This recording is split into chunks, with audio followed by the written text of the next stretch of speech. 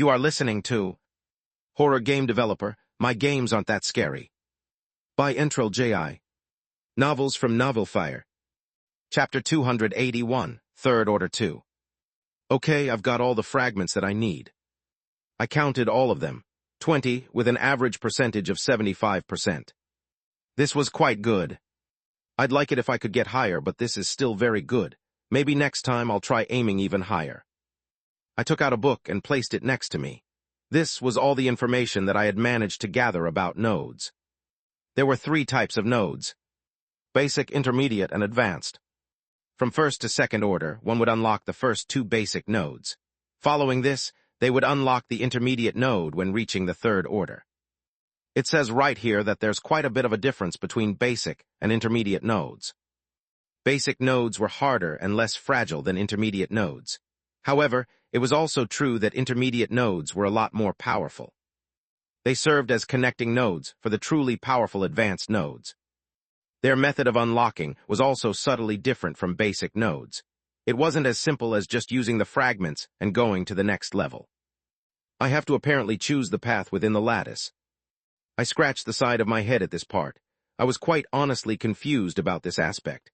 From what I understood, the lattice was essentially the neuron path of the brain. In essence, I have to choose which path to take. It sounded simple enough, but I had no clue which path to take. There was no clear explanation for it in the book. I had even tried to research more on the topic, but there was nothing. I even thought about asking Kyle, but he just answered with a, "Huh, why are you looking at this stuff? Well, it's kind of a thing that you just figure out when it happens. Still, I didn't know you were interested in this. Do you want to awaken?" I simply shook my head. Talk about useful. Something you figure out when it happens, huh? I looked at the shards in front of me before walking up to the door and locking it. Shortly after, I checked the time. 15:33. Okay. Without further ado, I turned back and headed for the other door in the room. Reaching for the doorknob, I unlocked it and then pulled it open to reveal an empty classroom. I didn't know how to feel while staring at the room, but I didn't have much of a choice. Even though the door of the office was locked, there was no guarantee that nobody would try to force their way in, especially since there was a chance I might end up making a lot of noise. Maybe not even noise, but they might feel some sort of strange energy which might force them to do something. Whatever the case was, I needed to be careful. As such, I decided to use the classroom that the section chief had been so kind to give me. Stepping into the place, I looked around. Nothing much had changed. Besides the fact that the tables and chairs were missing, it was all the same as before. I had removed them before in order to make space for the game studio that I was planning. There was still no progress on that side. Let's not waste any more time. I placed the fragments on the ground and then hovered my hand over them. A notification appeared before me shortly after. 20 fragments have been located. You have met the criteria to advance. The purity level is 75.3%. Do you wish to advance? Play button yes, no. I looked at the notifications with a complicated look, recalling the pain I had experienced back then after I pressed yes. In the end, I was back to the same point. It was probably going to hurt even more this time. And knowing this, I still pressed yes. The fragments flared into life, flooding the entire room with a blinding light unlike the previous time. It was sharp and took hold of the entire room. I didn't even have enough time before a sharp pain pierced through my mind. It was intense. So intense that I didn't even have the time to scream. It came quickly and flooded my mind immediately. In just a few seconds, the world turned dark. I lost consciousness. Long white lines, formless and shifting. They faded in and out, like ghosts trying to take shape. Then 2 bright orbs appeared, connected by a single white strand. It wasn't just a simple connection. It was a fragment of something much bigger. A lattice. All around me, black orbs emerged, scattered across a vast, complex web. But ominous of all was the dark mist that covered a major part of the lattice, its presence sending shivers down my mind. Where is this? I stared at the sight in confusion, but it didn't take long for me to understand where I was. Right, this must be the lattice that they were talking about. It was massive. There were orbs everywhere, each black. The only 2 that stood out were the bright ones ahead of me. No. I looked towards the distance. towards the massive red orb that appeared, hidden behind the mist. It was small and faint, but I could see it. I felt my mind stir at the sight. That red orb. It was almost as if it was calling for me. I felt tempted to reach for it, but it was way too far for me. However, a part of me told me that I needed to go for it. I think I finally get it. What Kyle had been trying to say to me. That I just understand. I understood now. I looked at the numerous paths in front of me. It was like some sort of maze. Each node needed to be connected in order to create a path for the red orb. That was the end goal. But, staring at the numerous black orbs scattered around, and seeing the path ahead completely covered up by the strange mist, I understood that reaching the red orb was easier said than done. I had a sudden understanding. That orb must be the final point, and up until then I must connect the orbs in order to reach out. Unfortunately, with the mist blocking the sight, finding the right path to reach the red orb seemed incredibly hard. What exactly is this mist, and what will happen once I reach the red orb? Is the mist possibly connected to the mist that surrounds the island? I looked around, at all the dark orbs, and understood something. Those were probably the other decrees. Everyone had the same starting point. However, what differed was the path that one took to reach the red orb. Everyone went blind, including me, as I looked at the numerous paths ahead of me. There were so many dark orbs that I could connect with, but had no idea which one to choose. What's the right path? Is it just random? No, it has to be more than that. I tried to see if there was a definite path, but there was. It just seemed like a sort of endless maze that I could only choose randomly, hoping for the best result. Or at least, that was how it seemed to be at first. The fog began to stir unknowingly. It was subtle, but as the fog stirred, a path appeared before me. And so did a certain black orb. I didn't know what was happening, but I didn't hesitate. In that moment I felt it. That path. It was the right path. A white light beamed from one of the bright nodes and connected the dark orb as it suddenly stirred, springing to life. The world was engulfed in white, and before I knew it, the same went for me as my eyes flared open. A familiar ceiling appeared with it. Alongside it was a notification. I stared at it and froze. Hello? That's Chapter 282, Prelude of the Gate 1. D3. Even more people had gathered around the island. The atmosphere was heating up. Journalists from all over the world had started to cover the situation at the gate. Central Times, the rise of a potential S-ranked gate. Sun Daily, the disaster of Malavia Island. Evacuations have already started. Will the residents be able to return, or will this island be abandoned? Gate News, who to watch out for in the upcoming gate, which guilds to watch out for, and the potential dark horses. A new headline appeared every day, each headline growing more and more somber in tone. This is ridiculous. So much so that even the section chief found it to be ridiculous. The situation isn't as bad as they make it out to be. It's not like we haven't cleared an ranked gate before. This gate is still a rank. There's no guarantee that it will evolve into an S rank. Why are they speaking as though it's almost guaranteed that it will be? Based on all the information that they had gathered, it looked unlikely that the gate would immediately jump into an S-ranked one. As a result, the guilds coming from outside the island weren't allowed to interfere. It was only when the gate reached the S rank that they'd be allowed to interfere. At least, this was what the Bureau had decided. I'm sure these news outlets are all paid by those guilds.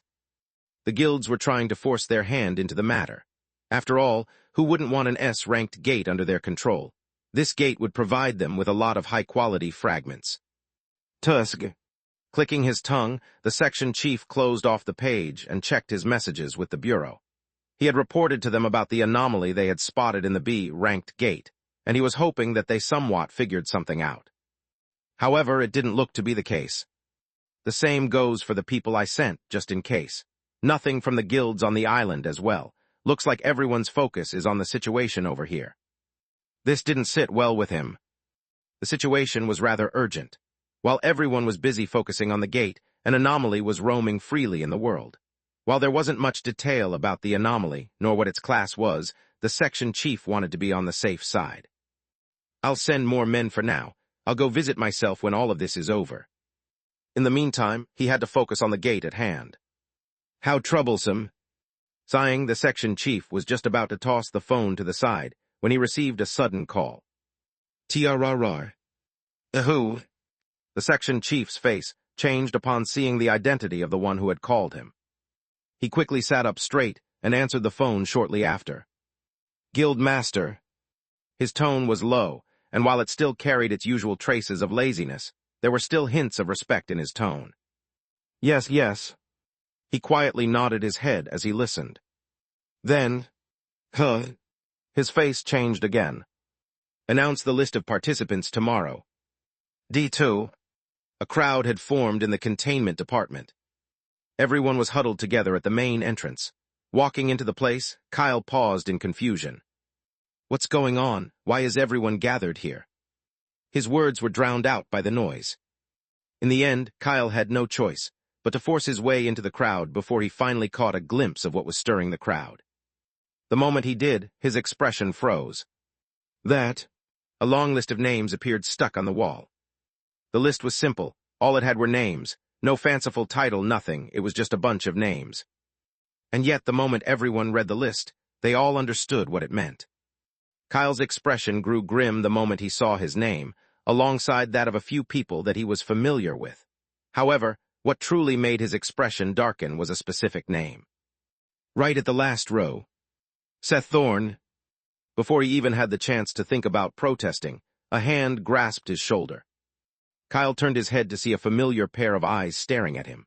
However, looking at those eyes, a certain unsettling feeling settled in his chest. They seemed different than before. Right, he's been a little weird recently, and just when I thought he got back to normal, it looks like he's back to that weird version of himself. Kyle's eyes narrowed subtly as he looked at Seth. Seth stared back, cocking his head in confusion. "Is something on my face?" No. Kyle shook his head before turning his attention elsewhere. "I'll go talk to the section chief. Hopefully I can get you off that list." "Can you do that for me?" "Yes, it shouldn't." Kyle stopped as he turned back to look at Seth. He had a surprised look on his face. "Wait, you don't want to participate?" "I don't." Seth shook his head. "This is too much for me. Why would I want to go?" Kyle felt stumped. On one hand, he agreed. However, he also found it odd that Seth would want to actively not participate in the gate, especially due to his past behavior, where he chose to directly involve himself in troublesome things like this. This felt more in line with his old character. Oh my God, why am I starting to get surprised with him acting like he's supposed to? Kyle scratched the back of his head as he looked away from Seth. Seth. He was really starting to confuse him. D1. It was the last day before the start of the gate. Things were heating up on the island. Even more reporters started to flood, and helicopters started to roam the skies of the island, focusing directly on Zone 2, where the Opera House was located.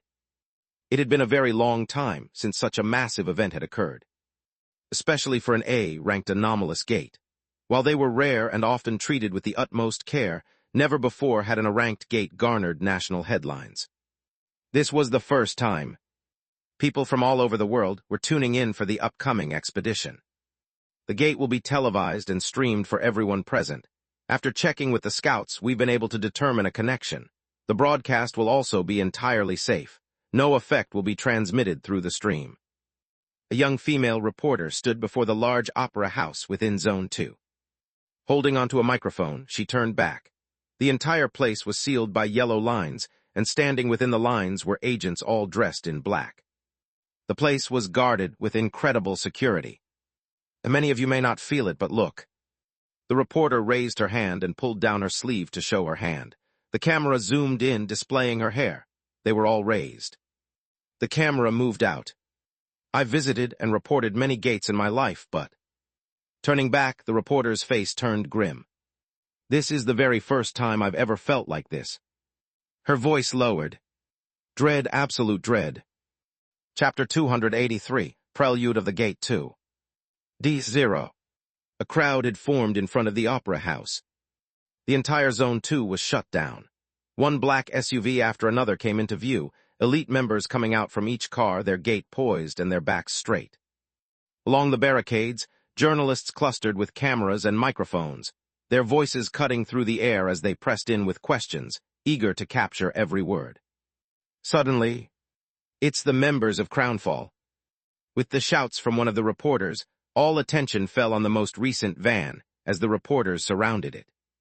The door slid open, and a man emerged, dressed in a loose shirt patterned with flowers, casual shorts, and dark sunglasses. The moment he set foot outside, the air itself seemed to shift, the atmosphere tightening as every eye turned toward him. The air itself seemed to tighten, pressing down with an invisible weight. For a brief moment, it all turned quiet. But then, slowly pushing his glasses up to his thick red hair, exposing his deep brown eyes, he suddenly smiled. "Looks like it's quite rowdy today." His words shattered the silence, echoing through the space for several seconds. The silence carried on for a few seconds until... Charon, what do you think about the chances of the upcoming gate increasing in rank? Do you think it'll reach the S tier? If so, do you have anything prepared for it?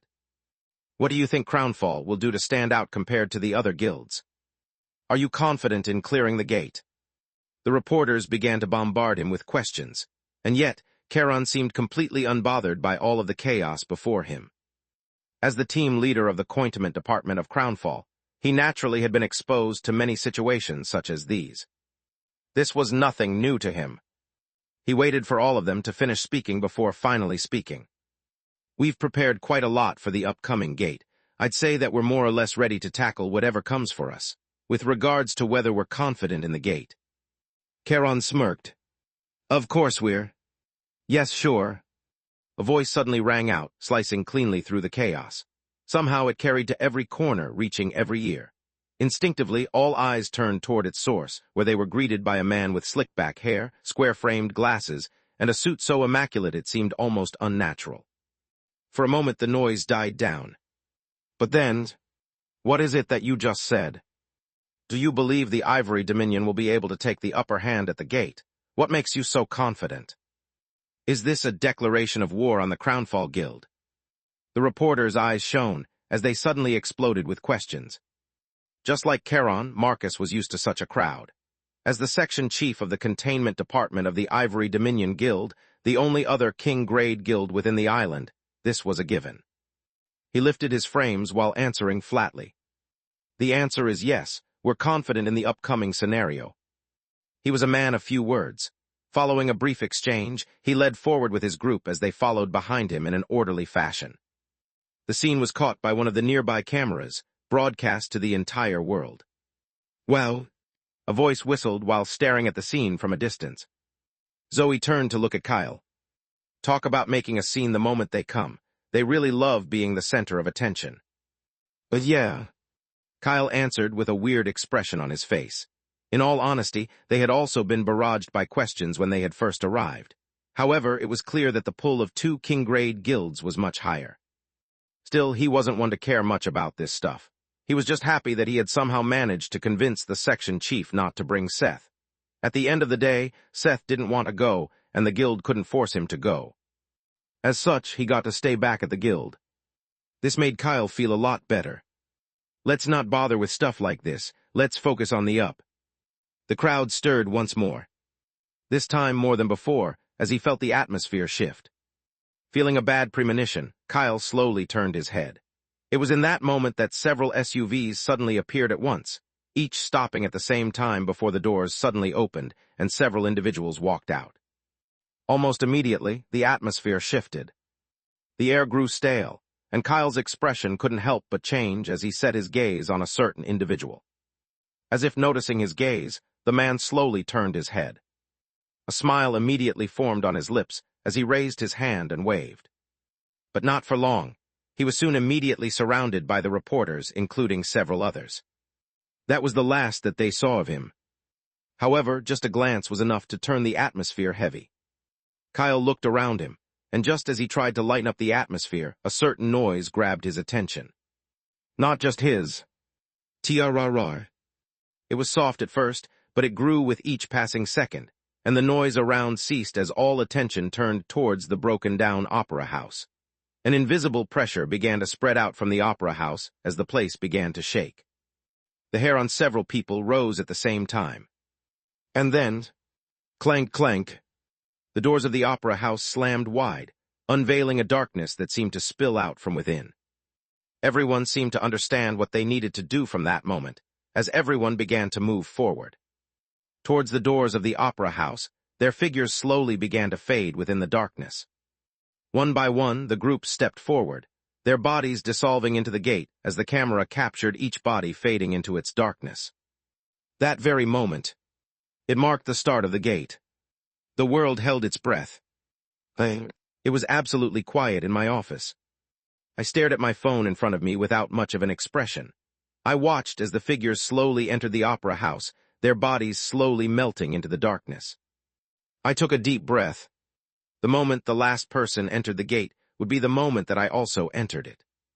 Was I ready? No, I wasn't ready.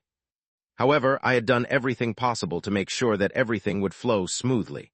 From the hypnosis to the sensations that I felt back during the looping gate, I had all the means to complete this trial. And there's also the new skill, yeah. Looking at my new skill and thinking about its abilities, I felt a lot better. Almost there. Standing up, I reached for the white mask on the desk. I also put on the quick-stitch outfit. It fit snugly on my body as it eventually morphed into a tuxedo. A pair of white gloves also formed on my hands.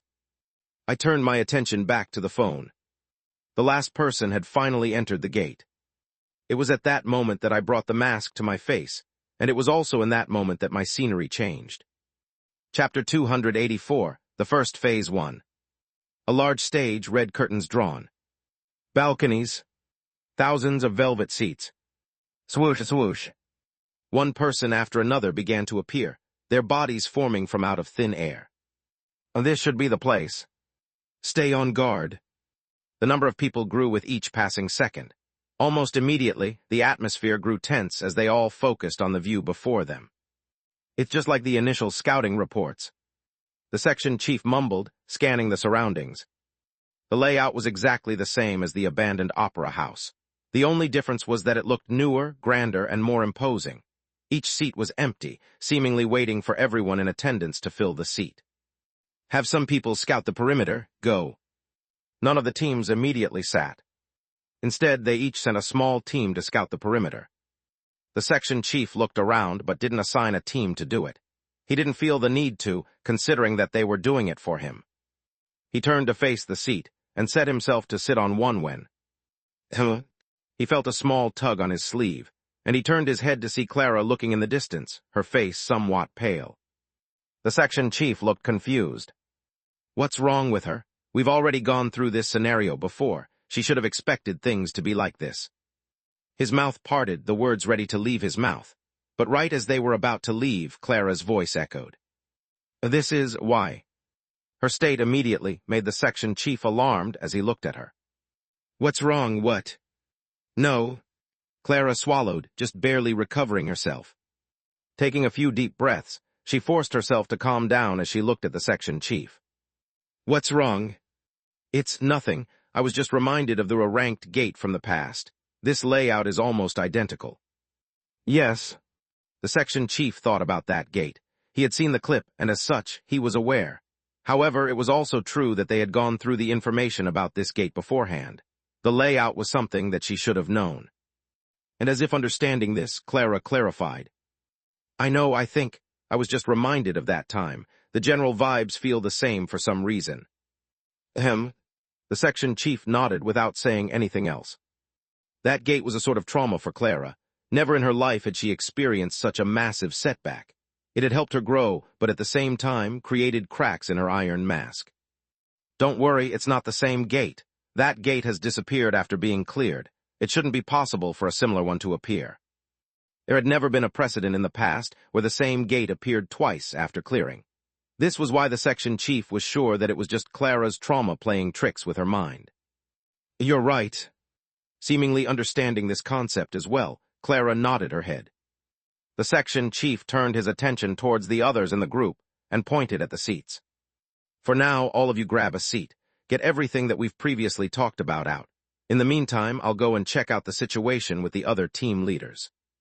This was technically a joint operation. As such, they were all supposed to help each other, at least outwardly. The section chief knew that things weren't going to be so easy. Every guild was extremely competitive, and they weren't going to just easily help each other. Only when the situation turned dire would they try to help each other. This was the nature of how guilds operated. Survival of the fittest. I'll still give it a shot. We're being recorded throughout the entire world, so it shouldn't be a problem if I use this. Sorry. A certain voice shook the section chief out of his thoughts as he slowly turned his head. The moment his gaze fell on the figure that had spoken, his face fell slightly. You're a section chief now, aren't you? With soft blue eyes and blonde hair, alongside an appearance that could captivate anyone who looked at it, Hermes appeared before the section chief. He smiled. I'd like to congratulate you in advance on your achievement. It wasn't even long since you were my team leader. Hermes laughed softly. There was no real malice in his words. He genuinely meant his words, and it was this genuineness that made the section chief's stomach flip. He nodded quietly. Thank you. Though the section chief's expression didn't show much, his thoughts were rather complicated. Hermes. He was once someone he had nurtured extremely carefully. He was someone whose talent could only be described as monstrous. In a way, he was like Kyle and Zoe, but he was also different. He was a lot more daring than Kyle. He was like a battering ram. The type that would do things that were entirely outside the box, and with extreme efficiency. He was also the reason why he was so interested in Seth. The two of them, they were almost made of the same mold. In the section chief's eyes, Seth was the young and inexperienced version of Hermes. But Hermes was also his biggest regret. Without a single mention or goodbye, he directly left the guild to join another one. This left the guild scrambling, and it wasn't long before the containment department started to decline compared to the others. It's honestly quite a pity that we can't interfere with the gate just yet. Taking a look at his surroundings, Hermes shook his head in disappointment. Lowering his head to check his watch, he turned his attention towards one of the chairs. Given the orders that we've received, we're only allowed to interfere if the situation becomes too much for you to handle. Otherwise, we're only supposed to spectate. It's a pity since I would have loved to work with you again. Lowering his hand, he calmly turned around and walked towards the nearest chair. But right as he moved, he paused as he looked back. Oh, right. He cracked a smile as he looked at the section chief. I've heard a lot of good things about Kyle and Zoe. I'm thinking of bringing them back with me. I hope you don't mind. Raising his hand, he bid the section chief goodbye before sitting down on one of the velvet chairs. Crossing his legs, he made himself comfortable. The section chief stood still on the same spot, his expression unreadable as his gaze wandered over to Hermes. There were a lot of things he wanted to do at this very moment, but before he even had the time to think about them, a change occurred. Flick. The lights faded. The opera house was plunged into darkness. All noise ceased as a certain cold took over the surroundings. The atmosphere shifted with just a change. The eyes of many changed with some heading for the chairs. The section chief remained where he was, staring at the distant curtains. And then, swoosh, the curtains opened, revealing a grand piano that gleamed under the bright lights of the stage. Several seats appeared beside the piano, all empty. All eyes were fixed on the stage, the silence suffocating. It dragged on for several seconds until... Step. The single sound of a step echoed. But that was all that was needed to make the hair on every single person present stand, as even the section chief couldn't help but find himself turning extremely serious. What sort of monster was running this gate? Chapter 285, the first phase 2. Step asterisk. The single step drew the attention of everyone present. It resounded quietly throughout the theater, and yet it was almost as if it rumbled inside their minds. Step asterisk. The step was soon followed by another. Step asterisk. And then another. Before anyone realized it, everyone's breath started to sync with the rhythm of the steps. The tension rose. It almost felt unbearable now. And then, creak. A loud creaking sound echoed. A foot stepped on the edge of the opera stage. The moment it appeared, the tension rose even further. In that moment, everyone shared the same feeling. One of utter dread. Creak. The stage creaked again, this time sharper than before. And soon, it arrived. Crooked and towering, its limbs stretched far past what nature allowed, skin pulled thin as parchment over protruding, uneven bones. Where eyes and mouth should have been, rough black stitches sealed its lips and eyelids. Yet it advanced without hesitation, each step calm and steady. as though it had always belonged beneath the theater lights, as though it was proclaiming this place to be its domain. No, this was its domain. Everyone felt it. Stopping right at the center of the theater, the conductor slowly turned to face the audience. In that moment, the theater turned completely silent. An invisible pressure spread, so heavy it could even be felt through the camera's recording of the entire interaction. Be it those from the main island or those from Malavia Island, everyone felt the weight. Some more than others, as they paled considerably, struggling to remain conscious. But of everyone present, a single individual was struggling the most. Her eyes shook and her body trembled. Staring at the figure that had been haunting her for a very long time, she felt her entire mind growing blank. Impossible, no, why? The conductor remained standing in the middle before all, as its gaze swept the surroundings. And then, its lips parted. The sound of skin ripping echoed throughout as the conductor forced its mouth open against the stitches. Soon its voice echoed. "Welcome, everyone." Like a whisper, the voice quietly bled into the surroundings, slipping through every corner of the theater. "I'm extremely glad that all of you accepted my invitation. Today I will be performing before everyone present. The performance will be divided into two parts, the ensemble, which will be comprised of 3 sections, and the solo performance. I'd like for all of you to try your best to listen to the entire performance. But of course, I won't be the only one performing. There will be a special guest today." The conductor stopped there, but soon its lips pulled up tightly, ripped flesh dangling in its mouth, the sight sending a cold shiver down the spines of many. Without further ado, I will now begin to introduce the ensemble. Turning his attention toward the side of the stage, the conductor extended his hand. The steps groaned once more as a figure stepped onto the stage, hands holding a small violin. But the creepiest aspect of all, the figure had no face as it calmly walked onto the stage.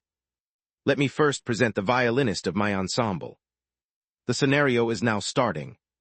Operation, the conductor's trial. Class Black. The stage is set. The conductor awaits, survive his trial and claim his soul. The trial will unfold in 2 movements. Phase I, ensemble play in perfect harmony with the conductor and his orchestra. A single mistake, a single discordant note, and death will claim you. Phase II, solo. Should you endure the first movement, the conductor will grant you a stage of your own. Perform your solo and captivate both him and the faceless audience. Fail to move them, and the conductor himself will end you. Scenario candidates will be joining shortly. Do you wish to purchase any item? From the moment the scenario begins, you won't be able to purchase items. You have 60 seconds. It all happened incredibly fast. In one moment I was in my office, and in the next I found myself in this dark space that felt a little cramped. I felt disoriented at first, but the moment I came to, my expression changed drastically as I found myself standing in front of a group of figures. Fucking shit. I nearly had a heart attack as I stumbled back a couple of steps, simultaneously raising my head to stare at the figures. They each held an instrument in their hand, and after my eyes adjusted to the dim lighting, I finally understood. They were the members of the conductor's ensemble. And sure enough, let me first present the violinist of my ensemble. With the conductor's voice echoing, one of the faceless figures stepped up.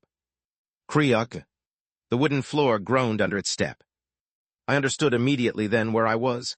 I was backstage, waiting for the conductor to call my name. Next up, let's bring the cello. Another figure stepped forward.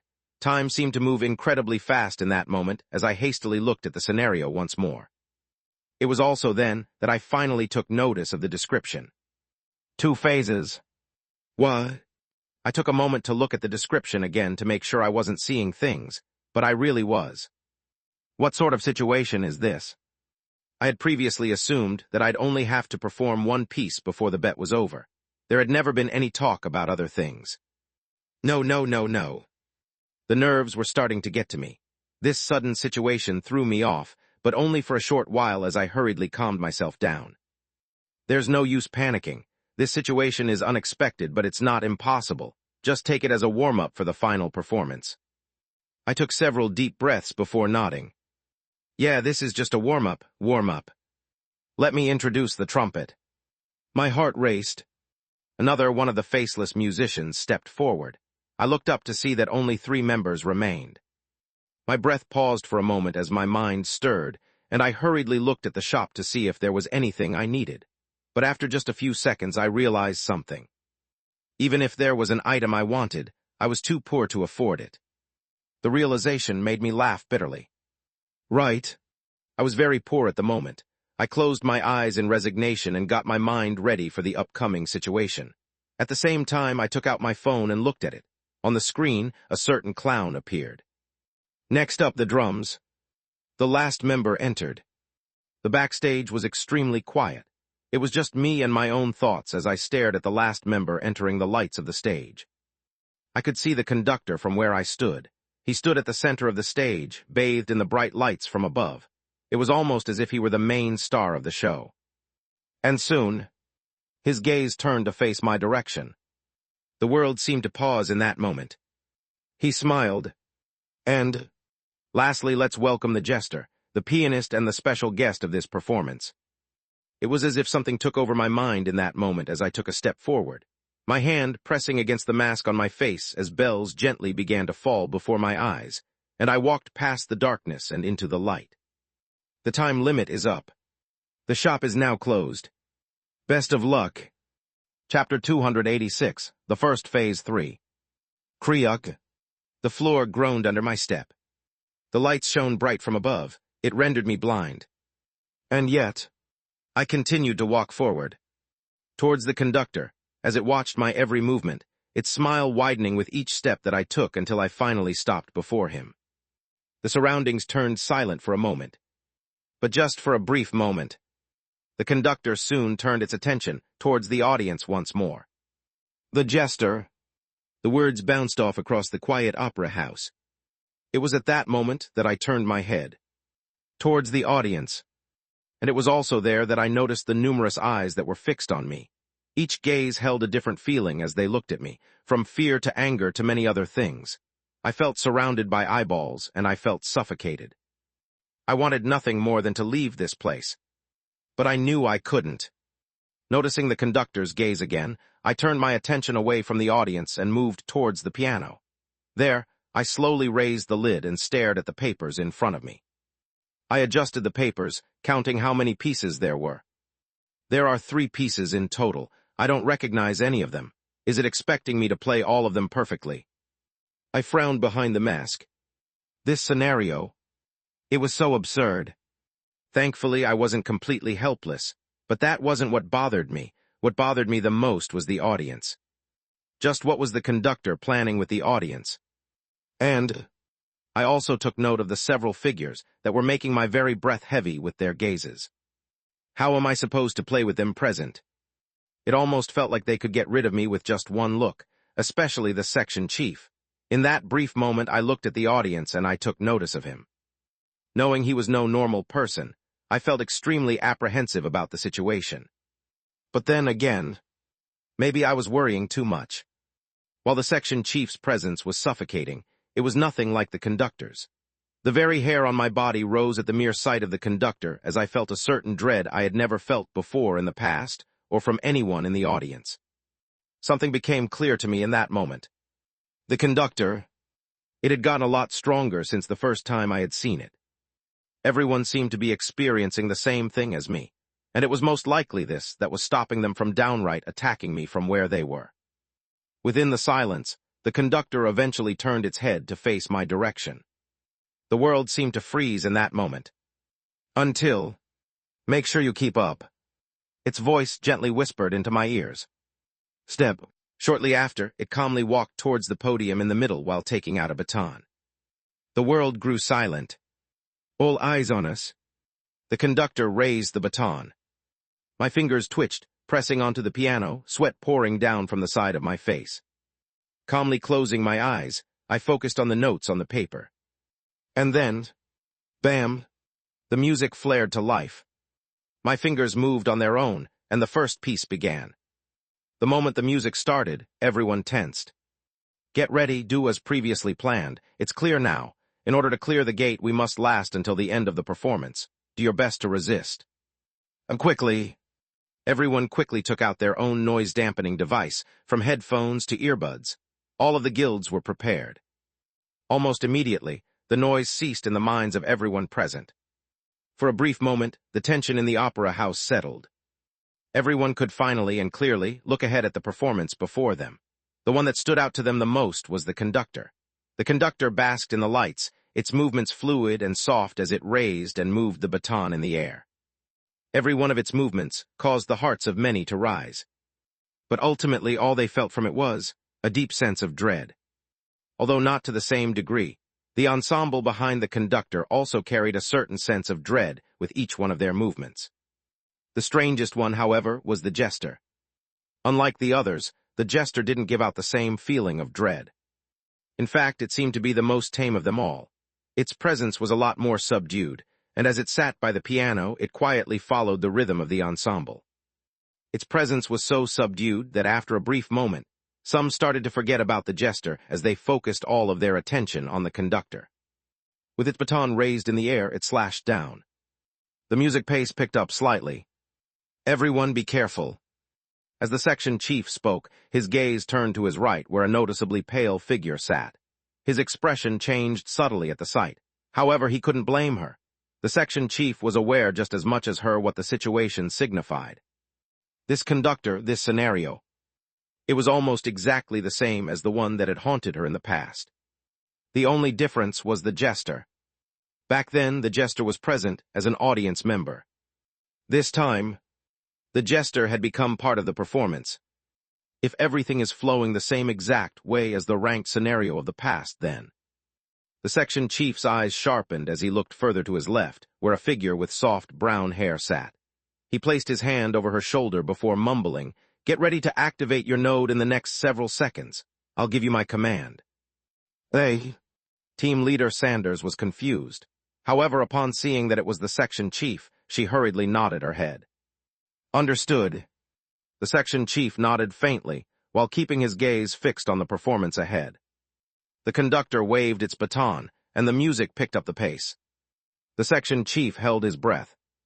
He could feel a subtle shift in the atmosphere. Almost. Chills slowly began to run down his back. But not yet. He started to sweat. Not yet, not yet. His fingers started to tense. And then, now, WAM. Almost the instant the words left his mouth, the conductor snapped his baton in a sharp motion.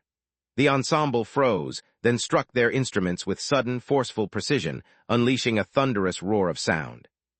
The section chief's node flared to life at the exact time as the team leader's node similarly flared up, and a dome formed around the area where she and the others from their guilds were seated.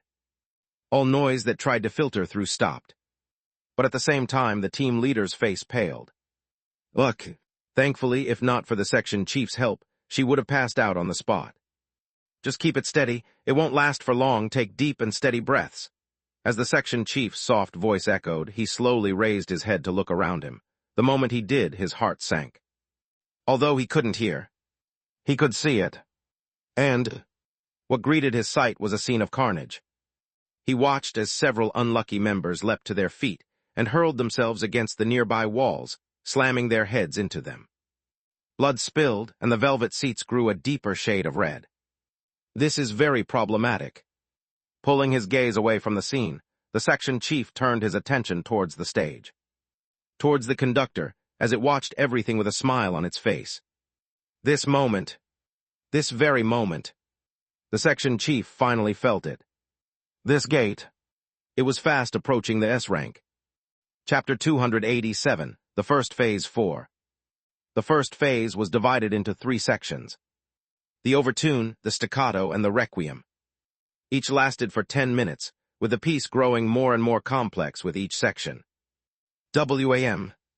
The music flared inside my ears. Pressing onto the keys of the keyboard, I followed the music sheet in front of me. Dang duh. I didn't make a single mistake, but... Okay. I felt breathless. A sharp pain invaded my mind the moment I began playing and heard the music around me. I couldn't quite pinpoint where the pain came from, but for a brief second, I nearly lost the hypnosis effect. Thankfully, I was just able to maintain it as I continued to press down on the keyboard. Swoosh! The conductor slashed down with its arm. The tempo quickened. I I tried my best to keep up with the tempo. It was hard, but it was manageable. This isn't too hard just yet. I can do this. I can do this. I clenched my teeth and focused my absolute best on the situation.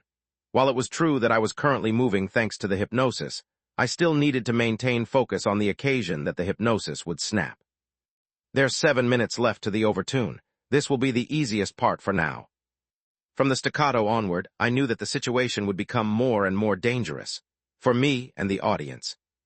I slowly turned my attention towards the audience, and my breath paused.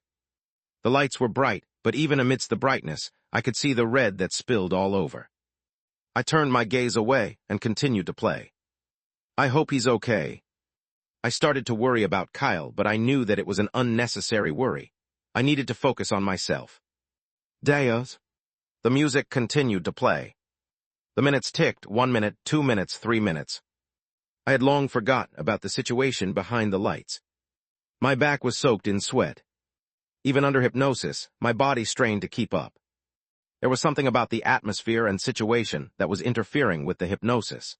I could feel the effect slowly starting to waver, with me focusing entirely on keeping the sensation. My mind churned, and the sharp pain that I felt before grew increasingly more intense. Not now, not now. I gritted my teeth and fixed everything on the keys. A minute. I had 1 minute left until the second phase. I could feel it in the piece. The tempo, which had been steadily increasing just a few moments prior, had started to slow down. It was bracing for something. Something like, "Get ready." A voice rasped through my mind, dry and monotone. Huh? I subconsciously raised my head. There, greeting my gaze, was the conductor's back. The world suddenly grew silent. And within the silence, the conductor slowly raised its hands. Hello. The slow sound of my own breath echoed in my mind. And then, WAM. The silence was shattered immediately. The instruments flared to life. My hands moved on their own, shooting towards the piano at a speed unlike before. My heart raced inside my chest. Dang. The pain in my mind intensified as my fingers began to move extremely quickly. The tempo had increased substantially and almost instantly. I could even hear the screams from the audience. And yet I couldn't pay any attention to it. The only thing I could do was focus on the keys in front of me, as I focused my entire mind on keeping the connection with the hypnosis. 10 minutes, I need to resist for 10 minutes. But this was easier said than done. The more I played, the harder it became for me to keep focused. My hands started to tense as sweat dripped down on the keys. Swoosh, swoosh. The conductor's movements were erratic and quick. With each swing of the baton, the music would shift. Each movement signified a change that was felt by both the audience and me. Look. I clenched my teeth, my hand shooting towards the other end of the piano as my fingers rolled across each key. The movements were swift and fluid. But at the same time, the ache in my mind increased. My vision suddenly grew hazy, and 4 hands overlapped in front of me. For a brief moment, I struggled to understand which one was my real hand. That brief lapse in judgment nearly screwed me over, as I felt the hypnosis wear off for just a second. No. I pressed down on the keys, keeping up with the momentum of the second. Dang. Thankfully, despite it all, I was able to remain alert. I didn't let the momentary lapse in the hypnosis affect me. I managed to press the right key as the hypnosis returned. My fingers started to move on their own again. In that moment, I felt it, my back. It was entirely soaked in sweat as I felt chills run down every part of my body. This is ridiculous. Just what in the world is happening? It became pretty obvious to me that all of this was no coincidence, and as I slowly turned my head, I caught a glimpse of the conductor looking at me. My heart sank in that moment, especially when I caught the subtle pull of its lips. It knows. I swallowed quietly, my throat constricting as my body tensed. Dang duh. Screams followed suit in the background. They grew louder, and I could see that the entire place had fallen into chaos. And yet I couldn't do anything about it. To my horror, I found that the more I played, the more I felt the energy get sapped away from me. The lights shone bright and breathing became more difficult. It was hot. My entire body was soaked in sweat and my forearms started to sting due to the intense playing. I felt Suffocated. Wham! But despite how I felt, the show continued. It didn't stop for me. It grew even more intense as I sat by the front edge of the stool, my fingers gliding across the keys, so intensely that it felt like they'd fall off at any second. KH. My vision was entirely hazy by this point. I could hardly see. My mind stung, and the pain had grown to the point where I could hardly bear it. Everything was working against me. And yet I persisted. Luck. Dang. I pressed the keys. I allowed the hypnosis to do the job, following the sheets fluently. I concentrated on everything I had and clung to the hypnosis. And then, wham, wham, wham. I smashed down on the keys 3 times before suddenly stopping. I nearly collapsed on the spot, feeling my hair cling to my forehead underneath the mask. The hypnosis wore off shortly after, and the world grew silent. All besides the sound of my own heavy breath, as it resounded loudly within my mind. In that moment, the silence took over the theater. And as I looked at the conductor, I understood. It was still not over. There was still one more part. The last phase. The Requiem. Chapter 288, The Requiem 1. Outside the gate. It was currently extremely silent. Every gaze remained locked on the conductor's image, flickering across the screens of those watching the broadcast. Its figure bathed beneath the bright lights, basking in them as its mere presence took everyone's attention. But amidst its overwhelming presence, there was something else. Something like dread, an overwhelming feeling of dread. This situation. A voice whispered in the broadcast. So far, we have yet to confirm the number of deaths, but it appears to have already passed the double digits. Everyone had seen the deaths. Many of the angles showed the brutal way in which they died. It was a sickening sight, but one that everyone was accustomed to. This wasn't the first time a broadcast like this had been shown. We still are unsure of the exact number, but the situation looks to be extremely dire.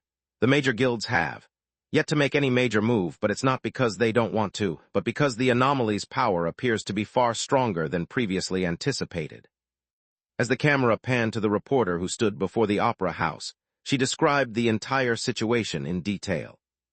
From time to time, she'd falter, but she was quick to recover. We've also been made aware of the fact that the guilds from the main island will be given the green light to act.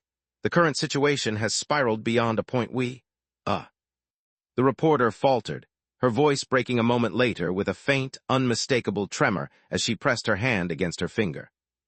That's Areyu. From her voice, one could visibly feel it.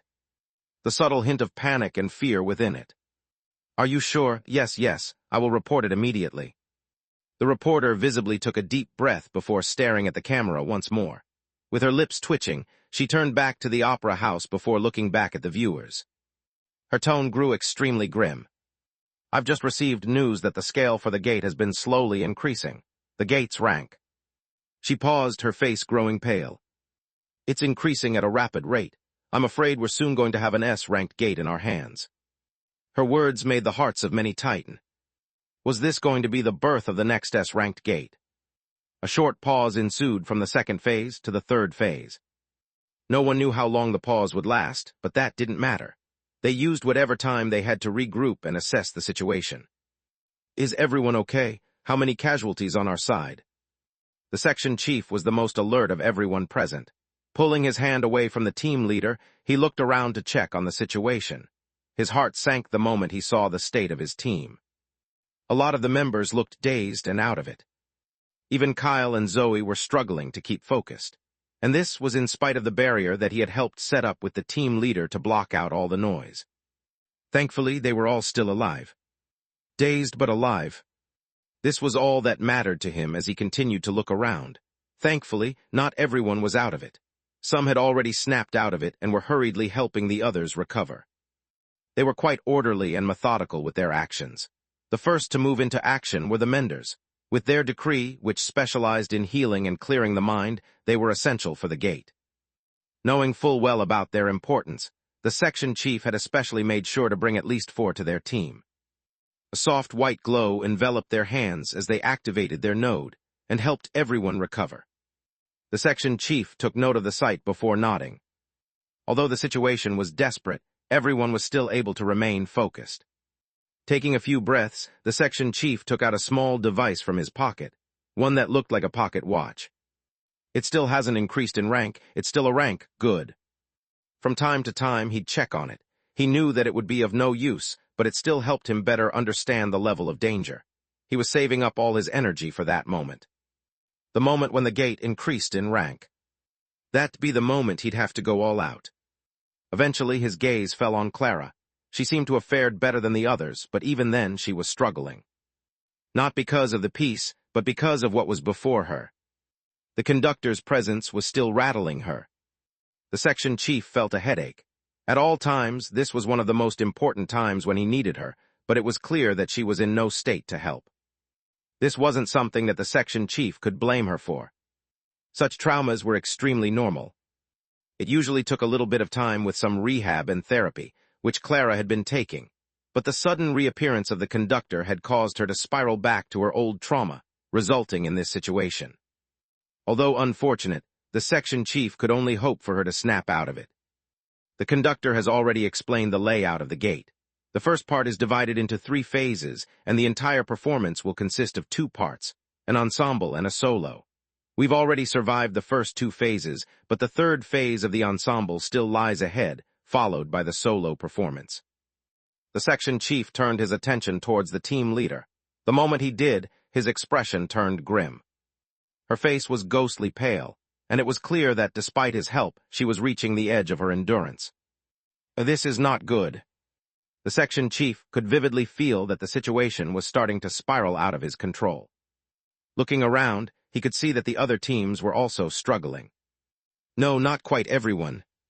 Focusing his attention towards a certain section, he saw several figures sitting without much of an expression, their hands crossed as they seemingly watched the show without much concern. And as if sensing his gaze, one of them turned towards the section chief. Soon their gazes met, and Hermes offered the section chief a smile. The section chief only stared for a brief moment before looking away. It was obvious that those who came in smaller groups had an easier time, unlike the section chief, who had to ensure the safety of everyone present. However, it was also clear that those from the central island were different. From their composure to their demeanor, he could tell that they were used to this type of madness. Closing his eyes, he turned his attention back towards his team. They had all somehow managed to snap out of it and were quickly working together to recover their own energy. But it was a little too late. By the time they began to move, the air itself seemed to change. "Hurry up, get ready." The section chief hurriedly pressed his hand over the team leader's shoulder. A dome once again appeared over their area. "Kriak." The wooden stage creaked, and the conductor raised its hands. "WMM." The music exploded. The 3rd phase. The Requiem. It had begun. Chapter 289, The Requiem 2. The Requiem. The final part. There was no hypnosis this time. No invisible thread guiding my fingers, no soft numbness in my mind keeping the pain at bay, no unnatural will dragging me forward when I faltered. There was only me, my shaking hands, and the piano in front of me. I could not miss. I could not stumble. If I did, the performance would end. If it ended, so would I. Steady, keep steady. The sound of my breath filled my head as the silence stretched. The conductor stood in front of me, its back perfectly straight, the baton raised high. The air in the theater had grown heavy. It pressed down against my shoulders, sank into my lungs, and coiled around my throat. The quiet was suffocating, so absolute that I swore even the audience had stopped breathing. My fingers hovered over the keys. They trembled despite how hard I tried to steady them. I could feel the slickness of sweat forming between my fingers and the keys, as though my own hands wanted to betray me before I had even played a single note. "Still, remain still." I couldn't hit the keys prema. Swoosh. The baton slashed downward. Wham! The orchestra thundered alive, a violent wave of sound that tore the silence apart. My hands crashed onto the keys. The tempo was merciless from the very start, faster and louder than anything that had come before. The music sheet before me blurred, the black marks of notation writhing on the paper, sliding across the staves as if they wanted to escape the sheet of paper. My eyes burned, straining to force them still as they moved from one line to another. Do. Each press of my finger sent a sharp ache stabbing through my skull. The pain had returned, but it was not the dull pressure from before. It was sharper now, cutting through the inside of my head with each sound I made. My vision shook. The keys doubled, then tripled, until I no longer trusted what I saw. My hands split into overlapping shadows across the keyboard, and I had to decide, desperately and without pause, which ones were real. I couldn't fail. The wrong note meant failure, and failure meant death. I clenched my teeth until my jaw hurt, forcing my body to keep moving. I couldn't see properly, but I had burned the keys in my mind through the hourglass gate. I knew where each key was, like it was second nature to me. Swoosh! The conductor's baton slashed sideways, violently shifting the tempo. The orchestra followed immediately, veering into jagged rhythms that threatened to throw me from the piece. My chest trembled. My wrist screamed as I twisted hard to keep pace. My fingernails scraped the side of the keys, a sharp sting following suit, but I did not stop. Stay with it, don't slip, don't slip. The audience had fallen silent. I could feel the weight of their stares pressing against my skin. Not a cough, not a whisper, not the sound of movement from a single chair. Their collective silence was unbearable. Bang! The key roared under my hand. Shit, too forceful, too close to breaking the rhythm. My stomach flipped with panic as the sound echoed louder than I intended, and for a single heartbeat, I thought I had lost it. But I caught it. Barely. The rhythm held, the chain of sound remained fluent. Sweat poured into my eyes, stinging, almost blinding me. My arms burned as every tendon pulled taut, and every muscle strained against the constant pace. My bones felt brittle beneath the constant impact of my fingers. The skin at my fingertips split, hot blood smearing across the ivory, making the surface slippery, yet I forced my hands down again and again. I could not stop. I could not falter. Not once. Swoosh, swoosh. The conductor's baton moved in erratic arcs, slicing the air in patterns that defied rhythm and reason, but the orchestra followed without hesitation, dragging the music into uneven fragments. My heart stuttered as I scrambled to match it, my mind splitting under the pressure. My chest burned with every note, and yet I refused to fall behind. The conductor was laughing at me. Not with sound, but through movement, through the grotesque curl of its lips as it turned its head ever so slightly toward me. Every flick of its hand was a taunt. Every shift in tempo was on purpose, almost as if it was trying to say, one mistake is all it takes. KH. I clenched my teeth, my breath coming out unevenly. My body screamed to give up, to collapse forward onto the keys and let the piece devour itself without me. But I did not. I could not. The piano was all I could see. Da-da-da-da-da. The final sequence unfurled across my vision, the notes crammed together, faster than I could think. My fingers flew across the keyboard, moving with desperate speed, scraping the ivory, slipping on my own blood, but never faltering. The orchestra roared in its crescendo, the sound so vast it felt like it had swallowed the entire theater, pressing down from every wall, every surface, every shadow. My vision swam with dark spots. The world pulsed in and out of focus. My lungs begged for air that would not come. I had long forgotten to breathe. My arms trembled with exhaustion, yet still I forced them forward, faster, harder, because if I slowed for even a second it would all collapse. The conductor moved with growing frenzy. Its baton whipped through the air like a weapon, dragging the music into sharper peaks, harsher turns, trying its best to make me falter. Its head twisted further than it should have been able to turn, the curve of its neck grotesque, its empty eyes fixed directly on me. The smile widened, and I shuddered. I could feel my mind tearing. My body had been reduced to nothing but a vessel for the keys, my thoughts consumed entirely by the need to play the piano. Faster, harder, louder. The piano rattled beneath the sheer violence of my playing, my fingers sliding across the red-stained keys. My shoulders spasmed, my back bent forward. The final pages of the score fell to the ground, but I no longer needed to see. I played by instinct, by fear, by the desperate need to keep up. This was no different than my experience in the hourglass. The sound rose to its peak, the notes vibrating in the air. The orchestra surged in a storm that threatened to crush me, and I slammed my hands into the keys with everything I had left, dragging the piece to its last, violent breath. Wham! And then, silence. The final chord rang out, trembling, reverberating through the theater until it faded into nothing. My hands froze above the keys. My chest heaved so violently I thought it would burst. Sweat dripped freely from my chin, darkening the wood below. My vision swam, the world tilting continuously beneath me. And amidst my heavy breaths, a smile formed. I had not made a mistake. Not one. I forced my gaze upward, my muscles trembling and tensing. The conductor was looking at me. Its lips were no longer smiling. It was just staring at me, its entire demeanor and presence different than before. I knew that I had passed its test. I had not broken. But that was never the point. The Requiem was never about the music.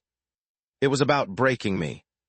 And as the silence lingered, heavier than the sound had ever been, I realized that while the piece had ended, the performance had not. One more. There was still one more piece. Mind. My perfect piece. Chapter 290, Anamnesis 1. The curtains closed. In the moment they did, the audience area turned extremely quiet. The sound of heavy breathing echoed amidst the silence as all eyes remained fixed on the stage. How is everyone doing? Taking deep and steady breaths, the section chief looked around. His face turned grim when he saw that several of his members had passed out. Despite the barrier that they had managed to set up, the numerous equipment that they had used to dampen sound, the sound still managed to filter through and get to their minds. Menders, please handle the situation. With everything being said, however, the situation was still not dire. They had yet to suffer any casualties from their side. This was good. However, the fact that a lot of the members were currently struggling to maintain their consciousness was not good. They had only just cleared the first part. There was still a second part to come.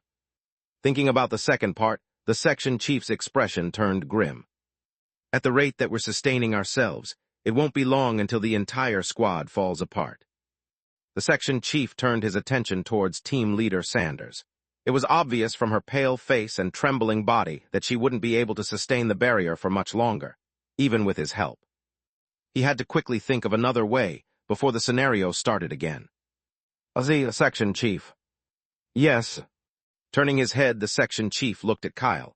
His complexion was relatively pale, and his breathing was rough, but he was still hanging on as a mender stood behind him, carefully helping him recover. Taking a few deep breaths, Kyle mumbled a few words. That's What? I can't hear you. Pausing for a moment, Kyle looked at the team leader before pressing his lips and looking back at the section chief with a resolute expression. Me. You can amplify me, I can. Take her role. The section chief's lips parted for a moment, but the words that were about to come out of his mouth stopped completely. He looked at Kyle again. He wanted to reject him directly, but then he thought about his decree and realized that if the team leader couldn't keep up any longer, the next best alternative was him. The section chief's expression turned complex at the realization. While on one hand he wanted to agree, on the other he thought about Kyle's current condition and had second thoughts about it. Kyle, while strong, was still only at the 4th order. He was close to reaching the 5th order, but he was still not there yet. He was unsure if he'd be able to protect everyone present. But before the section chief could fully think about the situation, something in his pocket vibrated. He raised his hand at Kyle, telling him to hold on for a moment before taking out a small walkie-talkie. The moment he looked at it, his expression changed as he turned his attention towards the other groups. All the agents that we've sent to directly interfere with the performance have died. There's no way to get in. The second part is about to begin, and I'm sure it's going to be even more difficult. A somber voice echoed from the walkie-talkie as the section chief's grip over it tightened. The walkie-talkie fell silent for the next few seconds. Until, it looks like we'll have to cooperate. My chest rose and fell as the curtains drew to a close. My entire body was soaked in sweat, and my vision was shaky. I could hardly keep focused as I looked at the blood-stained keys in front of me. A lot of the keys were stained in my own blood. I hadn't even realized the situation was so bad until the pain finally kicked in and I stifled out a groan. I don't know if I have much left in me. The hypnosis was entirely gone, and I could only rely on myself. The conductor had pushed my body to the utmost limit. Ha! Taking another deep breath, I tried my best to calm down. I knew my part was set to come. I needed to be clear-headed for it. Just another push, Anoth. Not bad. A hoarse, almost brittle voice whispered from behind me, causing the air on my body to rise as my back stiffened. You were somehow able to keep up. You have exceeded my expectations. Despite the praise, I didn't feel great at all. In fact, I felt like my entire body had been soaked in a pool of cold water, plunging me deeper and deeper into it. No, calm down, calm down. I didn't look back, but I didn't really need to. I could see right from the reflection of the piano. In its reflection, I saw it standing there, behind me. Its face bent at an unnatural angle, lips curling wider than they should have, eyes gleaming with a certain glint that made my skin crawl. The conductor's form wavered in the reflection, distorting slowly, as though the piano itself rejected the thing it was forced to show. But eventually, a long and sickly hand pressed against my shoulder. My entire body tensed. Are you ready? The conductor's soft voice whispered into my ears. I didn't reply. I couldn't reply. I swallowed nervously while training to maintain my composure.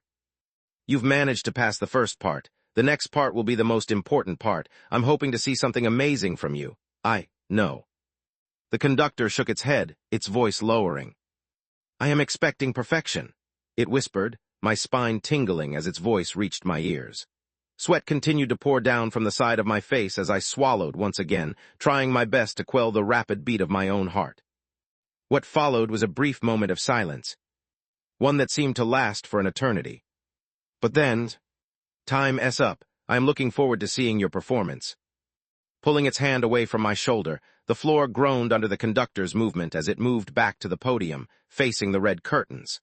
As it did, it raised its hand, displaying the baton in all its glory. Bah thump, bah thump. My heart raced rapidly, so loud that it was all I could hear. Eventually, the curtains drew open, and the weight of the stairs returned to me once more. My heart raced even more. In that moment, it felt like the eyes of the entire world were on me. No, that was most likely the case. A tremendous pressure weighed down on me at the thought. However, I didn't get much of a chance to think about it as I saw a subtle movement from the conductor. My hands hovered over the keys, and as the conductor's hand was just about to move down, my node churned. Intermediate node, anamnesis.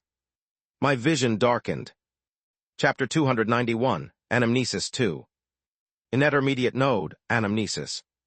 Upon touching an anomaly, the user glimpses fragments of their forgotten past. The deeper the connection to the past, the greater their power. I'm sorry, but I don't think this will work out. The woman's face slowly crumpled. I've thought about it a lot. I want to focus my entire attention on music. As a result, I won't be able to spend as much time with you. This will, as a result, cause you to resent me, and you'll probably eventually tell me to stop and pay more attention to you and our daughter. You know I can't do that, and I can already see that we're starting to hate each other. It's best to stop it before it becomes too toxic for our daughter. The silence that ensued shortly after felt like it dragged on for hours. The woman just stared at the man before her. Eventually, words left her lips. What are you saying? I want to be perfect. But you. Not to you. The man cut the woman off, his eyes flickering with something between desire and obsession. I want my music to be perfect.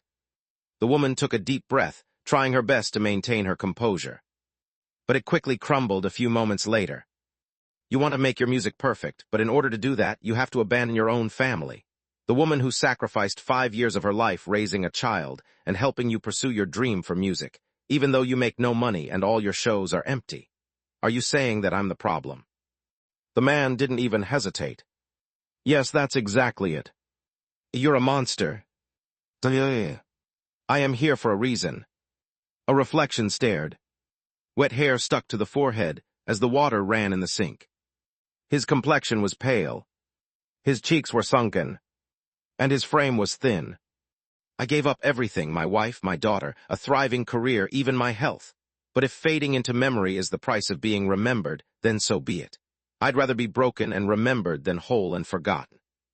The man slowly turned around, stumbling out of the bathroom. A muffled tune echoed as he stepped out. It was soft, melodic, and strangely comforting. He turned his head slowly, eyes drawn to the narrow gap in the curtain, just wide enough to catch a glimpse of the bright lights spilling over the band as they played. The music carried on for the next minute before stopping. Clap, clap, clap. A thunderous round of applause ensued. It was extremely loud. So loud that for a moment, he almost couldn't hear a thing. But amidst the applause, his gaze remained fixed on the band playing. He shook his head soon after. Not good enough. Hey! A voice suddenly called out for him. A large man pointed at a box on the ground. Stop slacking, carry this away. A 60%. What do I have besides music? A voice echoed within the confines of a small room. A man and a piano.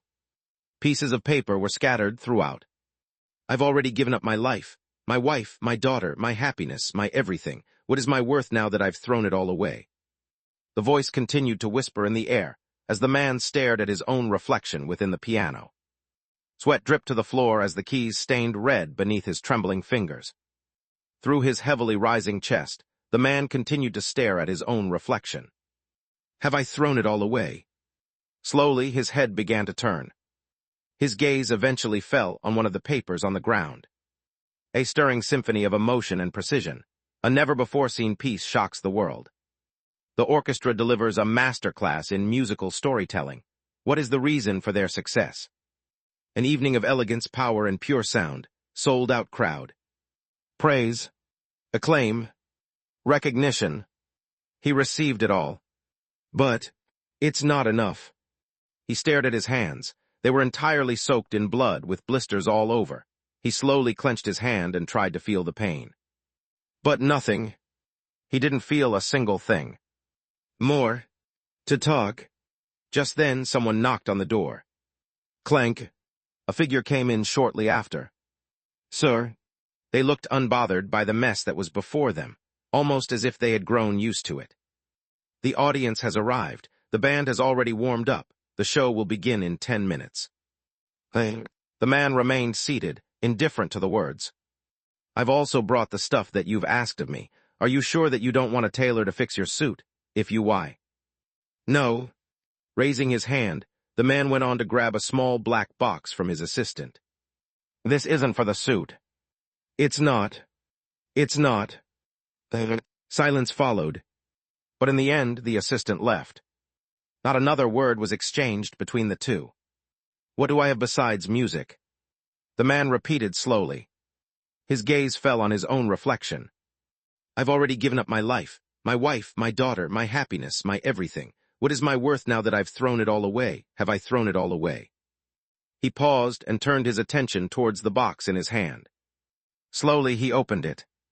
The moment he did, his gaze fell on the small needle and the embroidery thread. His breathing quickened. No, I haven't. He still had. My voice. His hand trembled as he brought the needle to his lips. A sharp pain pierced. Blood spilled. His hand continued moving. Gradually, he began sewing his lips shut. But it wasn't over. He still had. My sight. He brought his hand towards his eyelids. A sharp pain pierced. Blood spilled. His vision turned black. He had lost both voice and vision. Tick-tick.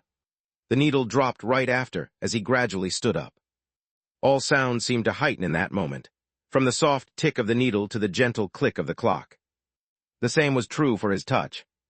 He could vividly feel each droplet streaking down his skin, be it blood and sweat. He felt it all. 80%. What do I have besides music? A man stood before a stage. The bright lights pressed down on him in all directions. Blood streaked down from his eyes and mouth. All eyes were focused on him. Clear looks of horror marred their features as they looked at him. Even his assistant looked the same, but it was also the very same assistant who had helped him towards the stage. He didn't care. He stood at the center, basking in the lights before slowly bringing his baton up. At this moment, he felt at the center of the world. For a moment, the world seemed to hold its breath, and in the silence, he soon heard the quiet draw of everyone's breath. I've already given up my life, my wife, my daughter, my happiness, my sight, my voice, my everything. What is my worth now that I've thrown it all away? Have I thrown it all away? The answer was yes. And now, all I have left is music. His baton slowly moved down. That is my worth. He slashed the baton down. Wham! The music flared to life. 100%. I opened my eyes. Light flared into them. Eyes looked at me from all directions. I took a deep breath. This. Chapter 292, The Cycle of Perfection 1. Silence. The world was completely still. It all seemed to slow down in that moment. Obsession, desire, madness, perfection. Perfection wasn't made up of a single aspect. It was something made out of many aspects. This was something that I had come to learn from the memories. It wasn't a hard concept to grasp. But to reach perfection, one had to sacrifice what they desired most. Perfection could only be achieved by those who gave it their all. Passion wasn't enough. Passion was merely something that equated to a strong interest in something. With passion came praise and cheers. You're so passionate. Amazing. Oh, you found your passion. Awesome, chase your passion, go for it. Passion was good. But was passion enough? Was passion enough to reach perfection? No. It was. One needed to be obsessed to reach perfection. But obsession wasn't looked upon highly by the world. It was frowned upon. It was a sign of craziness. It was a sign of the inability to be satisfied. Obsession was the path that led to perfection. Desire was what kept someone in the path. And madness, that was what kept one obsessed. Obsession, desire, madness. They were the vicious cycle of perfection. The conductor's vicious cycle. It was a strange thought, one that I struggled to grasp myself, but at the same time it was a dangerous thought. The moment I caught a glimpse of the result that came with perfection, I felt my heart race. Perfection. I wanted to reach it too. I thought I had reached it, but I was wrong. I had yet to reach perfection. But reaching perfection wasn't easy. The conductor had tried, but ultimately failed. In the end, he had never been able to achieve his dream. The reason why the conductor sought perfection wasn't as simple as his obsession with it. He sought perfection to leave a mark. To be remembered. To not be forgotten. It was this sudden understanding of the conductor that drove me deeper into my immersion. My previously trembling fingers had stopped trembling. My breath had evened out. And the silence around me no longer felt unsettling. It felt like peace. Blinking slowly, I looked around. The lights were no longer as bright. The conductor wasn't as scary, and the world, it seemed so strangely empty. But within the emptiness, a figure remained in my vision. Swoosh! His baton fell down. Dang! A single note filtered through the air. It was soft yet loud. My chest rose. My third node trembled, and I felt a strange power starting to seep out from my body. It was a power that I couldn't control, but was very familiar with it. H-huo. I loosened up my wrist. Dang dang. My fingers glided across the keys. They danced and painted each key with a new note. I could feel the weight on my node starting to increase with each key that I pressed. Something was coming out of my body, but I didn't know what it was. I just basked in this feeling. This sensation. Perfection was a vicious cycle. Obsession, desire, madness. I focused entirely on the notes in front of me. I made sure to press the key with the same exact pressure and even forgot to breathe. Sweat dripped down and my vision blurred, but I ignored it. I wanted to reach the end. My back unknowingly hunched over the keyboard. More. Dang dang. Each note was different. It carried its own pitch and lasted in the air differently. Dang. But this wasn't enough. Faster. Harder. Smoother. I continued to press the keys. This time I started to slow down. I was halfway through. This was the slowest part before the second part. The most maddening part. Dang. I started to slow down. The node in my mind stopped churning as much. I didn't know what was happening to the world outside. I was so focused on playing that I had drowned everything out. By the time I stopped, the world was bathed in silence. Slowly, I raised my head. I looked towards the conductor. He was staring at me, his face hardened.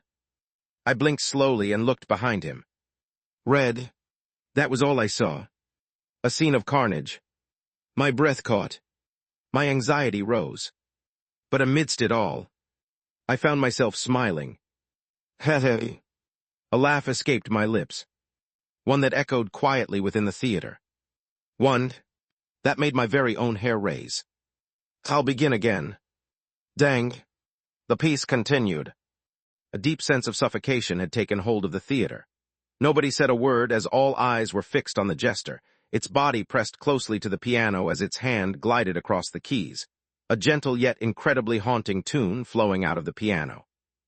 Its eyes glowed a strong red hue, and while nobody could see its expression, one could see the madness in its movements. It was sickening. HW, what is this? I can't hold on any longer. Help. What came with his music was a terrifying power, one that seemed to be on par with the conductor S, if not even higher. It's rising, it's rising. The section chief's gaze was fixed on the device in his hands, his face growing paler by the second. The meter was rising rapidly, faster than ever before, and he could see the threshold starting to reach the S rank. No. Panic started to set in across the entire theater. The faces of the other groups had paled considerably, with some even passing out on the ground. The deaths, they had long lost count. In spite of the menders from every group working together to keep everyone alive, the madness of the music had transmitted right to them. Dang. The section chief stopped holding back. He moved forward and pressed his hand over the team leader while mumbling, "This might hurt, but you must resist." The node in his mind churned, and the dome that covered their surroundings thickened and expanded even further. He wasn't done. The next node churned. The moment it did, a second shield began to form, layering right over their original shield. His face twitched under the strain, but he had to hold on. He had to resist. "Get 2 menders over here, heal her quickly." As the section chief spoke, 2 people hurriedly arrived before the team leader as they pressed their hands over her pale and trembling body. This wasn't all. The section chief turned his attention towards Kyle. "Ready?" "Yes." The section chief placed his hand over Kyle's body. His node churned further, and Kyle's body shook violently. "Get another mender here." Time started to slow down. The notes started to slow down in the air, and for just the briefest moments, the situation calmed down. But it wasn't for long. The section chief had only managed to buy them a single minute. Tick. The scale continued to go up. The energy within the gate increased further. The jester's eyes shone even redder, and his back hunched further. Wham. His hands slammed against the keyboard. Droplets of red spilled from his hands. And yet the jester basked in the red, its every movement growing more and more sickening. Desperate. Obsessed. He perfect. WAAM. The sound thundered throughout. "Hold on, keep holding on, it's almost over." The section chief screamed. Crack. But cracks had already formed across the first dome. WAAM. Crash. It soon shattered. The section chief's face paled. The team leader's eyes rolled back and she passed out. And yet the shield remained. The section chief's node churned even further, his body slowly starting to tremble. WAAM. The notes screamed once more. The jester had stood up. Cracks started to form on the second shield. The jester raised its hands once more. The scale tipped further up. No. WAAM. Its hands slammed down once more, the dome shattering and the faces of many paling, some passing out with others dying directly. Blood streaked down the section chief's mouth as he looked at Kyle. He was the last line of defense. He couldn't allow him to fall. Hey. The section chief stopped. It was in that moment that he realized something. The theater was quiet. Not a single note echoed, and as he slowly lifted his head, the section chief's gaze fell on the jester. It sat by the piano, both hands on the keys. Its head dropped slightly by the keys, and as its red eyes shone, the section chief looked at the pocket watch. S rank. In that moment, all eyes were fixed on the jester. Be it the conductor or the audience. All eyes were on the jester. It basked beneath the lights, its bells softly dangling before its head. And slowly, the jester raised its hand. Dang. The last note played. In obsession, it sought perfection. In desire, it followed perfection. In madness, it reached perfection. Swoosh! The curtains fell. The cycle of perfection. Such was the name of the piece. Chapter 293, The Cycle of Perfection 2. The curtain drew. Flick, flick. The lights began to fade. What followed was a tense and unsettling silence. Everyone sat in their seat, eyes fixed on the stage, ready to react at any given moment to the unexpected. The gate. It had increased a rank. Everyone in that moment understood the meaning behind such a revelation. The tensions were at an all-time high, be it the section chief, Hermes, or the section chiefs of the other guilds. Everyone was tense. But the unexpected never came. Shortly after the silence that followed, the darkness in their vision faded, replaced by a bright light as they basked in the glow of the sun. What? Ours are we out? What just? The confusion merely lasted a few seconds. Click, click, click. Immediately, they were engulfed in bright lights as the reporters rushed in their direction from all sides. Can you tell us about the gate? What are the casualties? What happened? Is this the end of the gate? Is it possible that you've all managed to clear an S-ranked gate? How do you feel after coming out? Over here, over here. It was a mess. There was hardly any semblance of order, and given how everyone was exhausted and barely keeping on their feet, they found themselves unable to react in time. Thankfully, the Bureau had expected such a situation to occur. Shortly after the chaos began, men in black began to appear. They hurriedly pushed the reporters aside and created a path for the members to leave. Hey, wait. Don't push. I still have a question, just one. Will the island standing rise now that they've cleared an S-ranked gate without the help from the central island? Is there truly a difference between the two? A sudden question caused a few to pause. However, before they even had the time to answer, they were pushed forward. In the end, those from each respective guild entered their own bus, which quickly sped off amidst the crowd. At the same time, those who needed medical attention were quickly brought to the guild using a faster vehicle. There were a lot of people who had been injured, some more seriously than others, while the death count was also large. It had all been live-streamed to the world, and so most were aware of the number of casualties. It was unfortunate that a lot of the bodies couldn't be brought back. A tense silence lingered in the bus as everyone sat down in silence. The section chief sat at the front, his hair damp from the sweat and his expression complicated. He looked at the fragments in his hand. It was completely transparent, and with just one look he could tell that the purity was extremely high, most likely the purest he had ever seen in his life. But that wasn't all. On his other hand, he held a small crystal bottle. Within it was a pure liquid. Essence, and quite an abundant amount. Outside of fragments, there were other things that the gate offered. It was essence, an extremely pure liquid that could only be found from C-ranked gates and above, and the only way for someone to develop an advanced node. Without essence, it was practically impossible to advance to the fifth order. It was also why most people were stuck in the fifth order.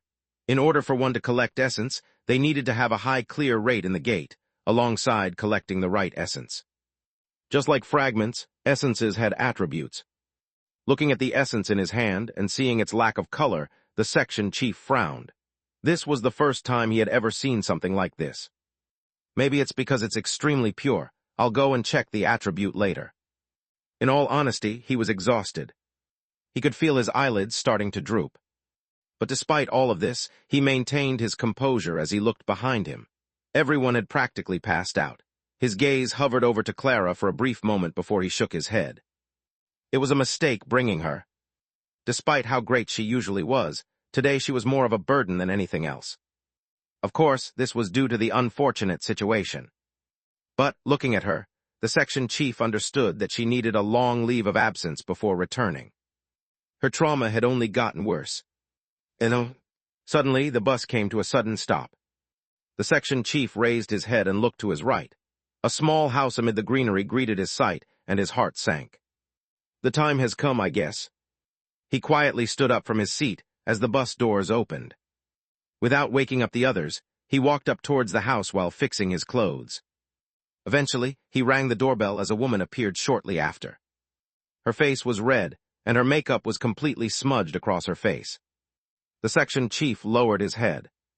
I am sorry. I tried my best, but in the end I wasn't competent enough to save your son. You have my sincerest apology. In this business, indifference was a must. One mustn't get attached to anyone, as anyone could die at any given moment. But as the section chief, this was the least he could do. Even if he himself felt nothing. Cough and cough. I was in pieces. My mind churned with something unknown as my fingers shook. There seemed to be more than 2 hands in front of me, and I could hardly determine which one was my real one. No, but that didn't matter. I did it. I had somehow managed to pass the trial.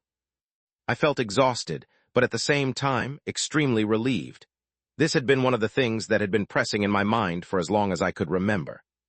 Every day, I'd constantly feel the pressure and stress from the quest weighing down on me. But now, done. I was finally done. Groaning, my eyes squinted as my head wobbled forward. I was completely drained, just barely keeping myself from passing out. There was still something that I needed to do, and as my head wobbled forward again, a voice echoed in the background. That was impressive. I froze upon hearing the voice. But soon, turning my head, my gaze fell on the distant conductor. It stood beneath the lights of the stage, its gaze directed at me. I couldn't tell its emotion, but I could tell that its praise was real. I smiled beneath the mask. I tried my best. It was good. The conductor wasn't shy with its praise. At this very moment, the conductor wasn't the same creepy anomaly that I knew. No, it was something else. It was an artist, the human version of itself that thoroughly enjoyed music. I was curious to know how it had ended up as an anomaly, but I couldn't for the life of me formulate proper thoughts. My eyelids continued to droop as I took a couple of unsteady breaths. Eventually, my eyelids closed, and darkness took over my consciousness. Congratulations. But before I could completely pass out, the conductor's voice reached my ears once more. You've won the bet, my soul is now yours. Chapter 294, The Cycle of Perfection 3. Number of people that had entered, 237. Number of casualties, 102. Number of serious injuries, 115. Black circle. Almost the entire world tuned in to watch the broadcast. In that moment, all eyes fell on the conductor and the jester. While none of them could sense the threat that came with the music, they all witnessed how devastating the two of them were. Shivers ran down the spines of those watching. In that moment, the image of the two was seared in the minds of the world. As a result, an official classification was assigned to the two. Melas, Vile 2013, the jester. Thrall, Vile 779, the conductor. The two had officially been listed and ranked in the guild database. If either of the two were to be spotted again, the BAU would directly cooperate with the nearby guilds to talk them down. Many argued that the rankings weren't high enough, with some even chiming in for the jester to be ranked higher, but the Bureau remained indifferent to the protests. The rankings were based on the direct energy emission detected coming from the two anomalies. While the jester had reached a higher peak, the conductor had been more consistent. Both were under close review. For now, the possibility of either being a Kermite class was out of the question. While the two were dangerous, neither was world-level dangerous. A commotion shook me out of the darkness. By the time my eyelids opened, a familiar light greeted me from above. I took a couple of seconds to understand where I was as I sat up in my chair and looked at the office. I'm back. My mind was groggy, and my body ached in all areas. But I'm healed. I looked at my hands and fingers. There was no sign of any wear. I distinctly remembered bleeding a lot back then. This is good. At least I won't have to explain myself to the others if I go out. I had already imagined the annoyance that my fingers would cause. Even if I did bandage them all up, they'd stand out even more. Holding onto my head pounded. For a moment, the pain seemed to take over my entire body, but it didn't last for very long as I quickly recovered. Right. I had to take my medicine. I was just about to reach for the ones I had saved up when I stopped. No, I don't need those anymore. I had now reached the third order. I could afford the better version of the medicine. At least with those, I should be able to be fine for a while. Thinking about it, I was about to call forth the shop when I stopped. I looked in the direction of the door, where the commotion from before grew even louder. I rubbed the back of my hair before standing up. I suppose everyone is back. Walking towards the door, I pulled it open and looked outside. As expected, the section chief and the others had just returned, greeted by a storm of cheers from those who had remained in the guild. Their arrival was hailed as a hero's triumph, voices rising in celebration. And yet not a single one of the celebrated figures looked the least bit happy. Their faces were grim, eyes heavy with gloom that no amount of praise could wash away. Kyle was no different. I guess this makes sense. Even though most are told not to care about others in this industry, some still involuntarily form attachments. It would be a lie to say that I hadn't formed some of my own. However, I still maintained a fair distance from everyone besides Kyle. This was a form of protection for myself. Reading the atmosphere, I turned back and entered my room again. As I did, I felt a certain gaze on my back, but the moment I turned around, I saw that nobody was looking at me. I frowned for a moment before ignoring it. Clank. Closing the door behind me, I leaned back on the frame. I stood in silence for a brief moment, until a notification rang before my very eyes. Ding. The conductor trial. Quest completed. Looks like the rewards are finally starting to arrive. And here I was, wondering if I was going to receive them. Looked like my wait was finally over. Calculating rewards. Rewards calculated. Ding. Basic node, containment vessel activated. A ranked spirit, the conductor. Something warm pierced my first node. My body shuddered for a moment. Only a brief moment, but the moment it stopped, I felt a certain connection that hadn't been there before. I smiled then, as a figure slowly began to form before my very eyes. Eventually, I smiled as I looked up. Welcome to the team. My music slave. Take a rest. I know many of you have things you want to say and do, but I suggest you clear your minds first. Right now, none of you is in the proper state to think clearly. Speak to me once you've gathered yourselves. The section chief parted after saying a few words. He headed straight to his office, closing the door behind him. Clank. A heavy silence settled as he moved towards his chair and sat down. His mind was heavy. Having visited several houses in order to apologize, he also felt exhausted. It was just a pity that those in his position never rested. One look at his phone, and he could see the numerous messages and calls on it. He didn't even bother opening them as he directly turned off his phone and retrieved the fragments and essence from his pocket. He placed them on the table and looked at them curiously. I've asked the others, and they all appear to have gotten these strange, transparent fragments. Is the transparency due to the purity, or is there something that I'm missing? The section chief turned the fragments over in his hands, studying them for several long seconds before reaching for his drawer. From within, he retrieved a narrow tube, just large enough to hold a single shard. Without hesitation, he slid one inside. Click. With the press of a single button, the tube churned. The panel at the front changed a couple of times before eventually coming to a stop. The section chief immediately looked at the result. Huh. His face changed the moment he did. N/A. What? Covering his face with his hand, he pressed the button again. The tube churned, and a result soon appeared. But, N/A. It was the same. How does this make any sense? No, it didn't make sense at all. All fragments contained attributes, regardless of how pure they were. There had never been a case in the past where fragments didn't contain an attribute. How was this possible? Is it the machine? The section chief swapped the fragment with another. The tube churned, and a result showed up shortly after. Hunter. A heavy silence settled onto the room shortly after, as the section chief conducted a similar test a couple of more times. And yet, sonorous, mender, elemental. He'd receive a different answer each time. It became clear to him rather quickly. N/A. The machine wasn't broken. Instead, the fragments in his hands didn't have an attribute. This right here, it was a massive discovery. Chapter 295, Attributeless One. As promised, I will now serve you. The conductor stood before me, bowing slightly, its lips stretching as it spoke. I nodded silently before crossing my arms and leaning back on my chair.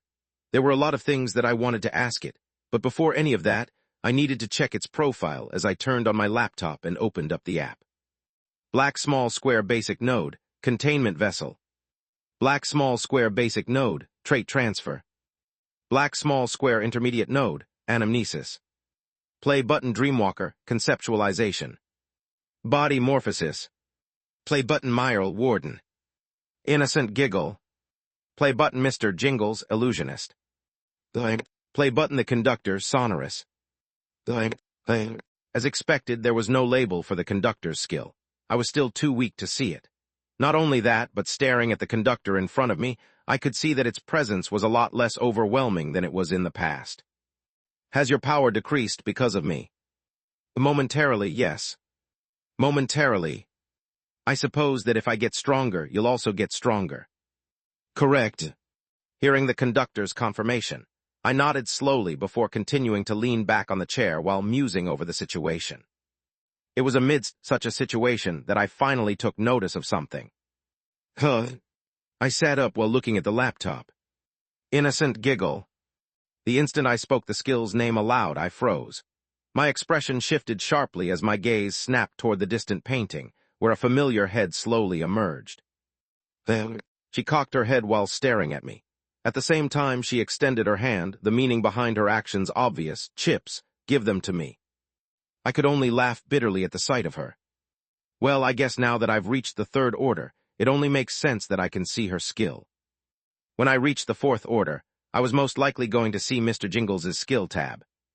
Talking about Mr. Jingles, now that I've increased in strength, I should be able to use its skill again, right? I looked towards the box on the right side of the room, and to my surprise, it had now filled back with clown outfits. From the wig to the shoes, I could see multiple sets of each. Nice. My hand clenched tightly in celebration. This was certainly going to be useful. The good thing about the hypnosis is that it lasts for quite some time.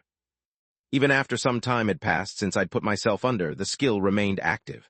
It wouldn't last forever, but given its duration, it was still more than worthwhile.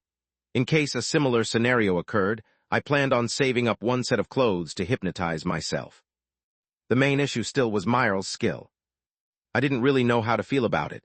I thought about potentially using trait transfer on the skill and felt my face burn. Surely I wouldn't start giggling while using it, right?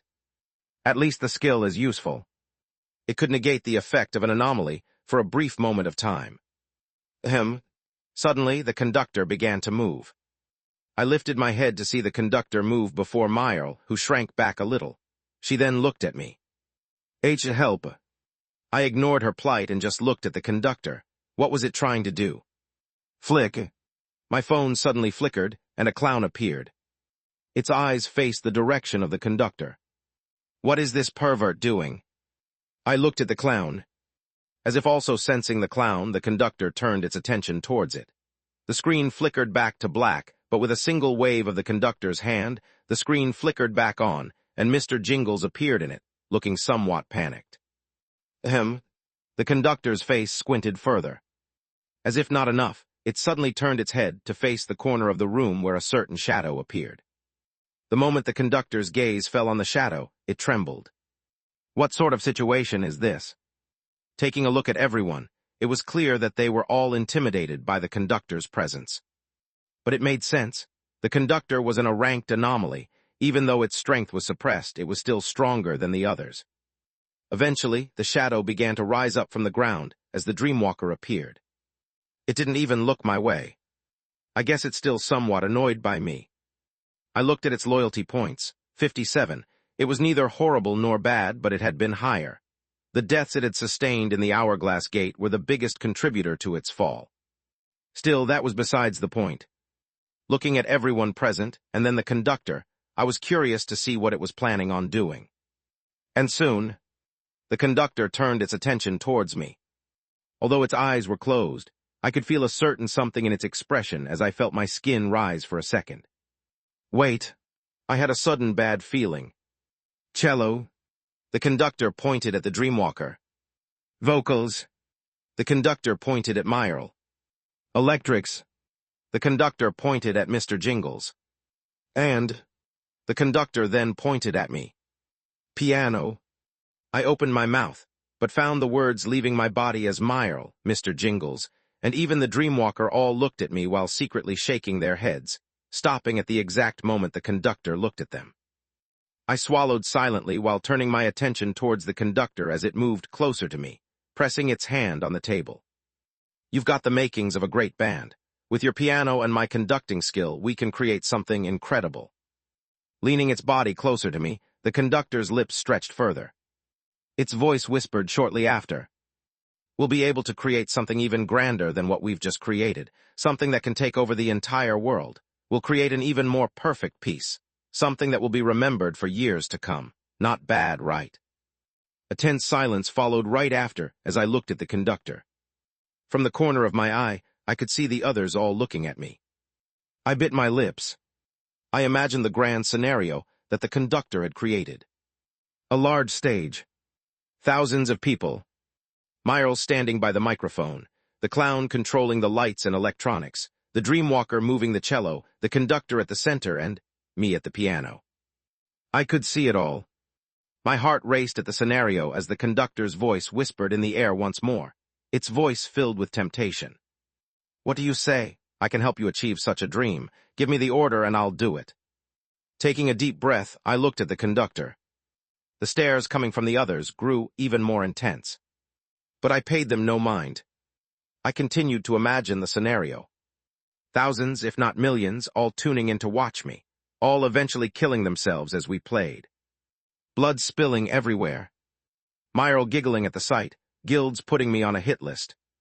Chaos all over the world. I smiled then as I looked at the conductor. "Absolutely not, never, not a chance, don't even bring it up again." The conductor's smile froze, and 6 hands shot in the air at the same time. Myrle, loyalty 7281 plus 9. Dreamwalker, loyalty 5763 plus 6. Mr. Jingles, loyalty 5055 plus 5. My lips twitched at the sight. How fickle. Chapter 296, Attributeless 2. VRRR. A bulky machine connected by thick metal wires gave off a low, steady vibration, the sound resonating faintly through the floor and walls of a white room. Within the room, several men in lab coats and notepads stood while observing the machine. The section chief stood close to the machine, his brows furrowed tightly as his foot tapped impatiently against the ground. "How long? It's been running for over an hour. Why is it taking so long?" The section chief's tone carried hints of annoyance as he crossed his arms in front of him. "But, sir," one of the men couldn't help but look at the section chief. "What?" "That's," swallowing slightly, the man hesitated before answering. "The machine has only been running for a minute. It hasn't been anywhere near an hour." Standing in silence, the section chief turned his wrist and looked at the time. "Is that so? Felt like an hour," he mumbled while turning his attention towards the man in white. "Whatever, get it done quickly. This result is extremely important." There were many portable machines that could measure the purity and attributes of a fragment. They were usually extremely accurate and took little to no time to determine the attribute and purity of a fragment. However, while they were somewhat accurate and quick, they were not as precise as the bulky machine before him. The machine before him was a sensor designed to measure a fragment's purity and attribute with pinpoint precision, tracking even the smallest decimal. If the small machine had a large margin of error, this machine didn't. It was also why the section chief chose to come here. He needed to test it again to make sure. An attributeless fragment? I've never heard of something like this happening before. Is it even usable? What will happen if I were to somehow inject an attribute inside? The section chief's breathing began to grow heavier by the second. By now, he was certain that the other guilds had also detected something with the fragments. They were all probably testing them and thinking the same thing. Not only are the fragments incredibly pure, but if it's possible that we'll be able to inject an attribute inside, then this might be a massive game changer. But what brought the sudden change? How is it possible that the fragments have no attribute? A thought suddenly occurred to the section chief. An image appeared in his mind. It was that of a certain jester seated behind a piano, its hands gliding across the keys of the piano. Could it be? It certainly can't be the conductor, since it's already been proven that it gives out fragments of the sonorous attribute. In that case. Ding, ding, ding. The section chief's head snapped towards the bulky machine as one of the men in white walked up to the monitors and checked the data. Shortly after, their expression changed, and the section chief's heart tightened at the sight. As expected, looks like things will get quite hectic soon. A day had passed since the gate closed. Even now, the world buzzed with talk of everything that had happened. News channels replayed the story endlessly, and every website I visited displayed clips and highlights from the broadcast. But if there was one thing that bothered me out of all of this, the Jester Fan Club. Members 32,882. XOXOXO, look at this image. Isn't it so dashing? I know I'm not supposed to feel this way, but the way it played was so fascinating. I've already saved the music to my phone. I heard that some people have already begun to spread the music on Utify. It's starting to trend there. Jester. I have the picture framed in my room. It's so fucking cool. A pity that they only classified the Jester as a Malaz class. Deserved more, honestly. Y'all are fucking sick for this. How can you like an anomaly that killed so many people? Sibo. I covered my forehead while staring at the interaction of the people in the server. How did this make any sense? People were actually creating a fan club for an anomaly. As I scrolled through the comments, I was surprised to find a fan club dedicated to the conductor. It had even more members than mine.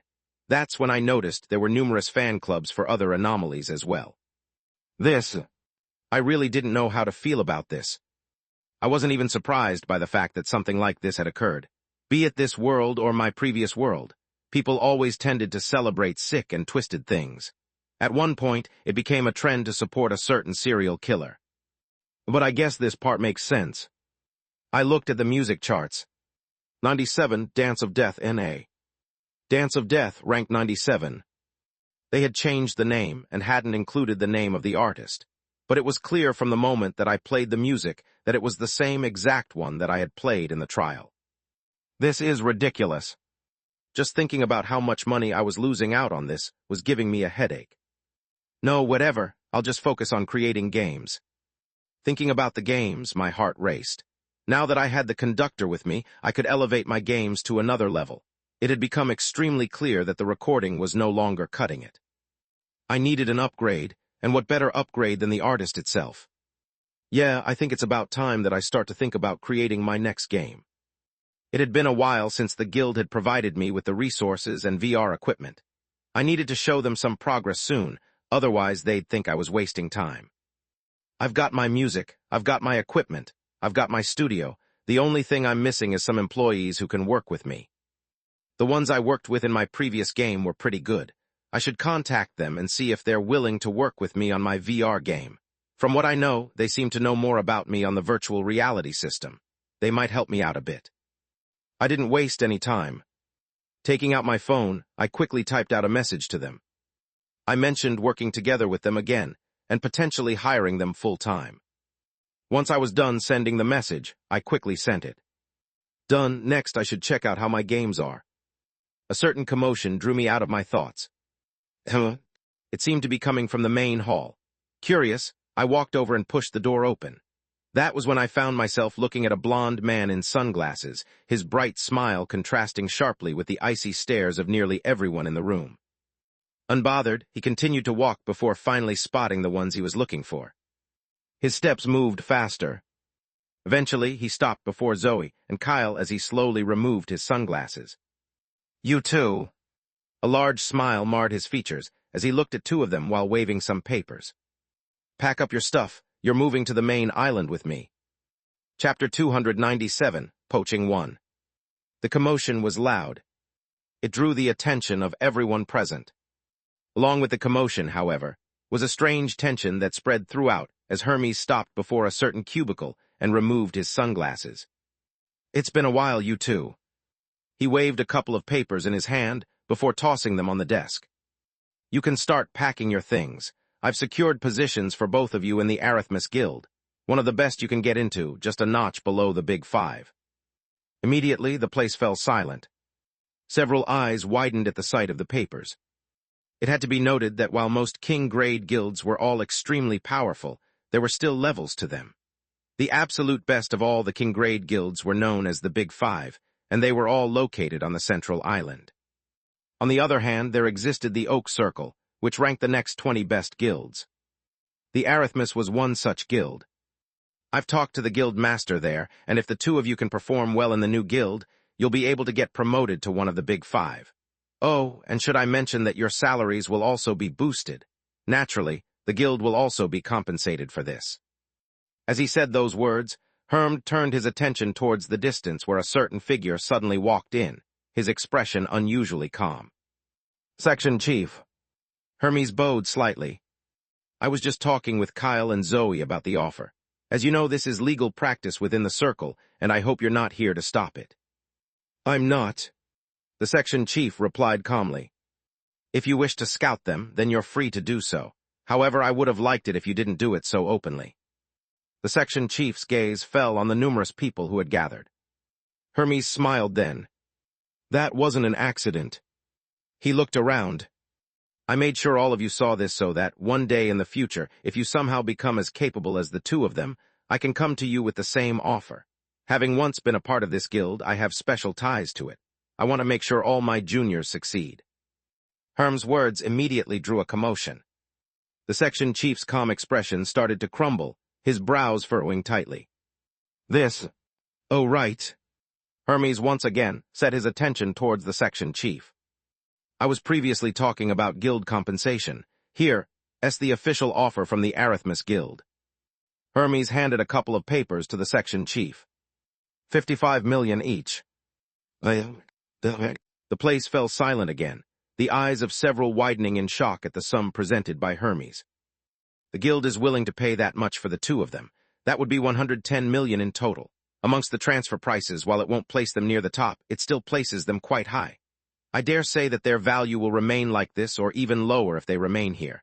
I'm also aware of how the guild is in need of funds. Think carefully about the offer. This isn't an offer that you will get often. Taking a look around and seeing the effect his words had on those nearby, a satisfied smile crossed Hermes's face as he slid his sunglasses back on. He looked at both the shocked Kyle and Zoe before tossing a couple of papers on their desk. This is the offer for the two of you. Think carefully about it before coming back to me with your answer. Shortly after that, Hermes turned around and proceeded to make his way out of the department. Nobody chased after him. All eyes seemed fixed on the section chief, Kyle and Zoe. Without a doubt, this offer was going to make the headlines. 1, 2, 3. I looked at my fingers and started counting. 4, 5. I stopped before looking back at the main area. From the sickly pale look on Kyle's face to the subtle trembling of Zoe's lips. The man came, created a storm, and left right after. But above all, 55 million each, that's a ridiculous amount of money. I wasn't all too familiar with how transfers worked amongst the guild. However, from what I had managed to figure out, most members had a contract that ran for several years. If a guild wanted to poach someone, it needed to make an offer to the guild that held the member's contract. Once a fee was agreed upon between the two guilds, alongside the member, the transfer would occur. There was a dedicated web page for this type of stuff.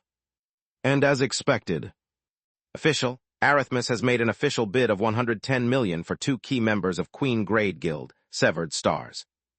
The news instantly spread. I could already see several dozen comments appear at the same time. Black Circle, Black Circle. Who, why would they want them? Anybody got stats on them? I actually know both of them. They're extremely underrated. If you look at their advanced stats, they're actually ranking among the top 1% in the world for those of the 4th order. They also appear to be nearing the 5th order. Welcome to Arithmus. Watch the two of them flop.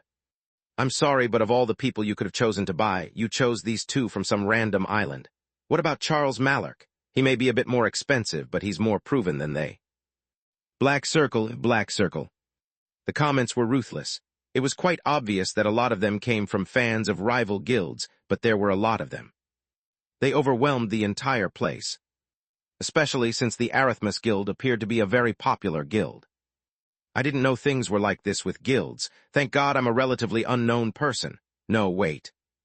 I suddenly thought about my recent performances and felt my face twitch. Right. Given my performance, it wouldn't be strange if some guilds had started to pay attention to me.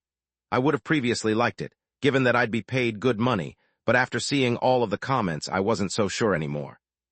This felt like a lot of attention that I didn't need. I didn't like attention. No, it's more like I don't like people. Yes, this was it. Zoe Kyle. Grabbing my attention was the section chief, his voice gently traveling throughout as he looked at Zoe and Kyle. He held the documents that Hermes had given him moments prior. I'll be handing the documents to the guild leader. As key pieces of the guild, we don't want the two of you to leave. However, we will also not stop you if you wish to leave. We'd like to have a discussion privately with the two of you later. However, if the two of you wish to leave, please let us know. We'll arrange for the transfer immediately. This was all that he wanted to say.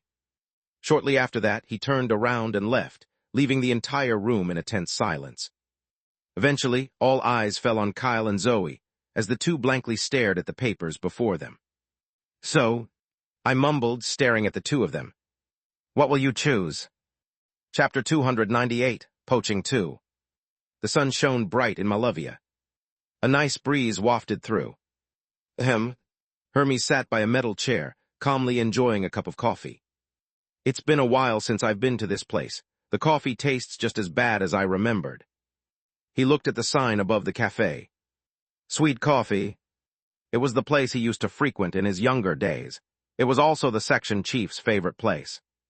Hermes was feeling great today. Recalling the expressions of everyone present as he handed over the official offer, he couldn't help but smile. If the two of them end up doing good in the guild, it'll reflect well on me as well. This is a win-win. He was also not worried about the guild's feelings, or the way some of his juniors looked at him. The amount of money that had been offered was no small amount. It would certainly help them find suitable replacements. And if they end up being good replacements in the future, I'll offer them even more money. They'd serve as a good feeder guild. Thinking about it, Hermes chuckled as he took another sip of his coffee. His face scrunched up a moment later, but then, noticing something, he looked up. A figure stood on the opposite end of the table. Two clear dimples forming in his cheeks. Hermes placed the cup down and looked at the young man in front of him curiously. You are? His gaze eventually fell on the uniform he was wearing, and it all suddenly made sense. Right, you're someone from the guild. He smiled while extending his hand over the seat. Have a seat. While I don't recognize you, it doesn't matter. Since I used to be a part of the guild, anyone from here is my junior. Have a seat and order yourself some coffee. It's on me. Thank you. The young man wasn't reserved. Sitting down, he ordered himself an espresso. The sight made Hermes smile. I guess you're not reserved. I like that. The dimples on the young man's face became more pronounced. Thank you. The coffee arrived shortly after. The young man stared at it without touching it, watching as the fumes coming from the middle of it drifted in the air. Hermes watched everything curiously before eventually breaking the silence. So, what are you here for? I'm sure you're not just here to have some coffee with me. Oh no. The young man put up an embarrassed look before taking out several papers and handing them over. This is my current resume. I just wanted you to see it. Hermes's flickered before he reached forward to grab the resume. He looked at the name. Miles Holmes. He gave it a quick skim before putting it back down. Not bad. He genuinely praised. The statistics and everything were praiseworthy. However, not yet good enough. Our guild is looking for something better. You'll need to grow a little bit more in order to satisfy our standards. Hello? Miles looked a little sad by the feedback, the dimples on his face fading slightly. Hermes slid the paper over the table. Still, this is not bad stuff. You've at least caught my interest. I'll keep an eye on you, and if you do end up standing up in the future, I'll present you with an offer as well. Hermes expected Miles to look happy after his words. But on the contrary, he looked even more disappointed. This made him frown. What's wrong? Is there something that you don't like about my words? Oh. Quickly snapping out of it, Miles shook his head. No, not at all. Then aim. Biting his lips, Miles looked back at Hermes. Eventually, he came clean. While I do appreciate your words, I don't think it'll be possible for me to stand out in the future. What was he talking about? With the statistics he had just shown him, he'd stand out in most places. What could he? There's someone in the guild who is currently performing much better than me. With him here, it'll be impossible for me to do well. What? Hermes stopped being relaxed, his body leaning closer to the table. Tell me more about this. Rather than tell you. Miles reached for his phone and tapped on the screen several times before handing it to Hermes. Here. Grabbing the phone, Hermes looked at the statistics presented on it. Let's see what he's talking about, surely it ca. His thoughts caught in his mind as he looked at the phone. He had to blink a couple of times to make sure that he wasn't seeing things, and as his lips parted, he turned his attention towards Miles. Is this true? Yes. Miles lowered his head, nodding slightly. It's true. A deep silence followed right after as Hermes stared at the phone. Placing it down, he stood up shortly after. I've got some things to do. It was nice chatting with you. I'll make sure to keep an eye on you. Keep up the good work. Thank you, Senior. Miles stood up and bowed. He remained like that until Hermes was completely gone. It was only in that moment that his face completely frosted and his innocent facade crumbled. In its place was an extremely cold expression. Taking his phone back and staring at the statistics, he eventually turned his phone off. He should be gone after this, right? I blankly stared at the ceiling above me. There were a lot of things that I needed to think about, but the most important thing at the moment was the new medicine. The episodes were starting to occur more and more often, and the second-order medicine was no longer helping me as much as it used to. Let's see. I opened up the third-order shop. The moment I did, my heart nearly leaped out of my chest. The prices, they were absurd. An item costs around 300,000 SP. Wasn't that like 3 million? Ridiculous. And that was amongst the cheapest items that were present in the third-order shop. Looking at my own balance, I felt like crap. Let alone the third-order shop, even the second-order shop was too expensive for me. Thankfully, I wasn't here for the items. I was here for the medicine. And soon I found it. Recommended advanced luminol. Halts the spread of fractures for a week, providing immediate relief and preventing new cognate shard growth. Even has the chance of slowly recovering from fractures on node. Process may be slow and painful. Consumable. Price 2,500 SP. Looking at the price, I nearly had a heart attack. However, the moment I read the description, all resentment and anger passed away. Chance of slowly healing fractures on node, not just stopping them. My heart raced before I knew it. My breathing grew heavier at the same time. This was exactly what I needed. This was... TRRR. Jolting me out of my thoughts was a sudden ring. Confused, I took out my phone. But... it wasn't ringing.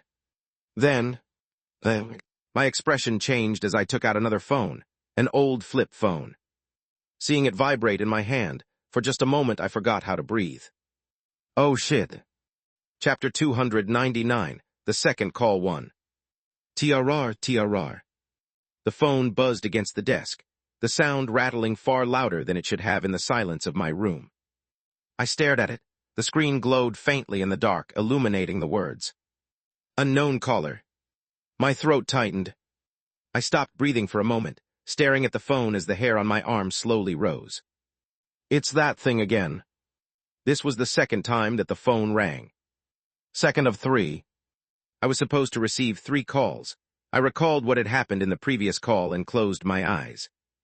I previously guessed that the person on the other end of the phone was potentially trapped inside the cult that I'm supposed to find. Whether this is true or not, I don't know. However, given how the system operates in a manner where most quests are linked, I believe this to be the case. Thinking about the cult, I knew that they were aware of my existence.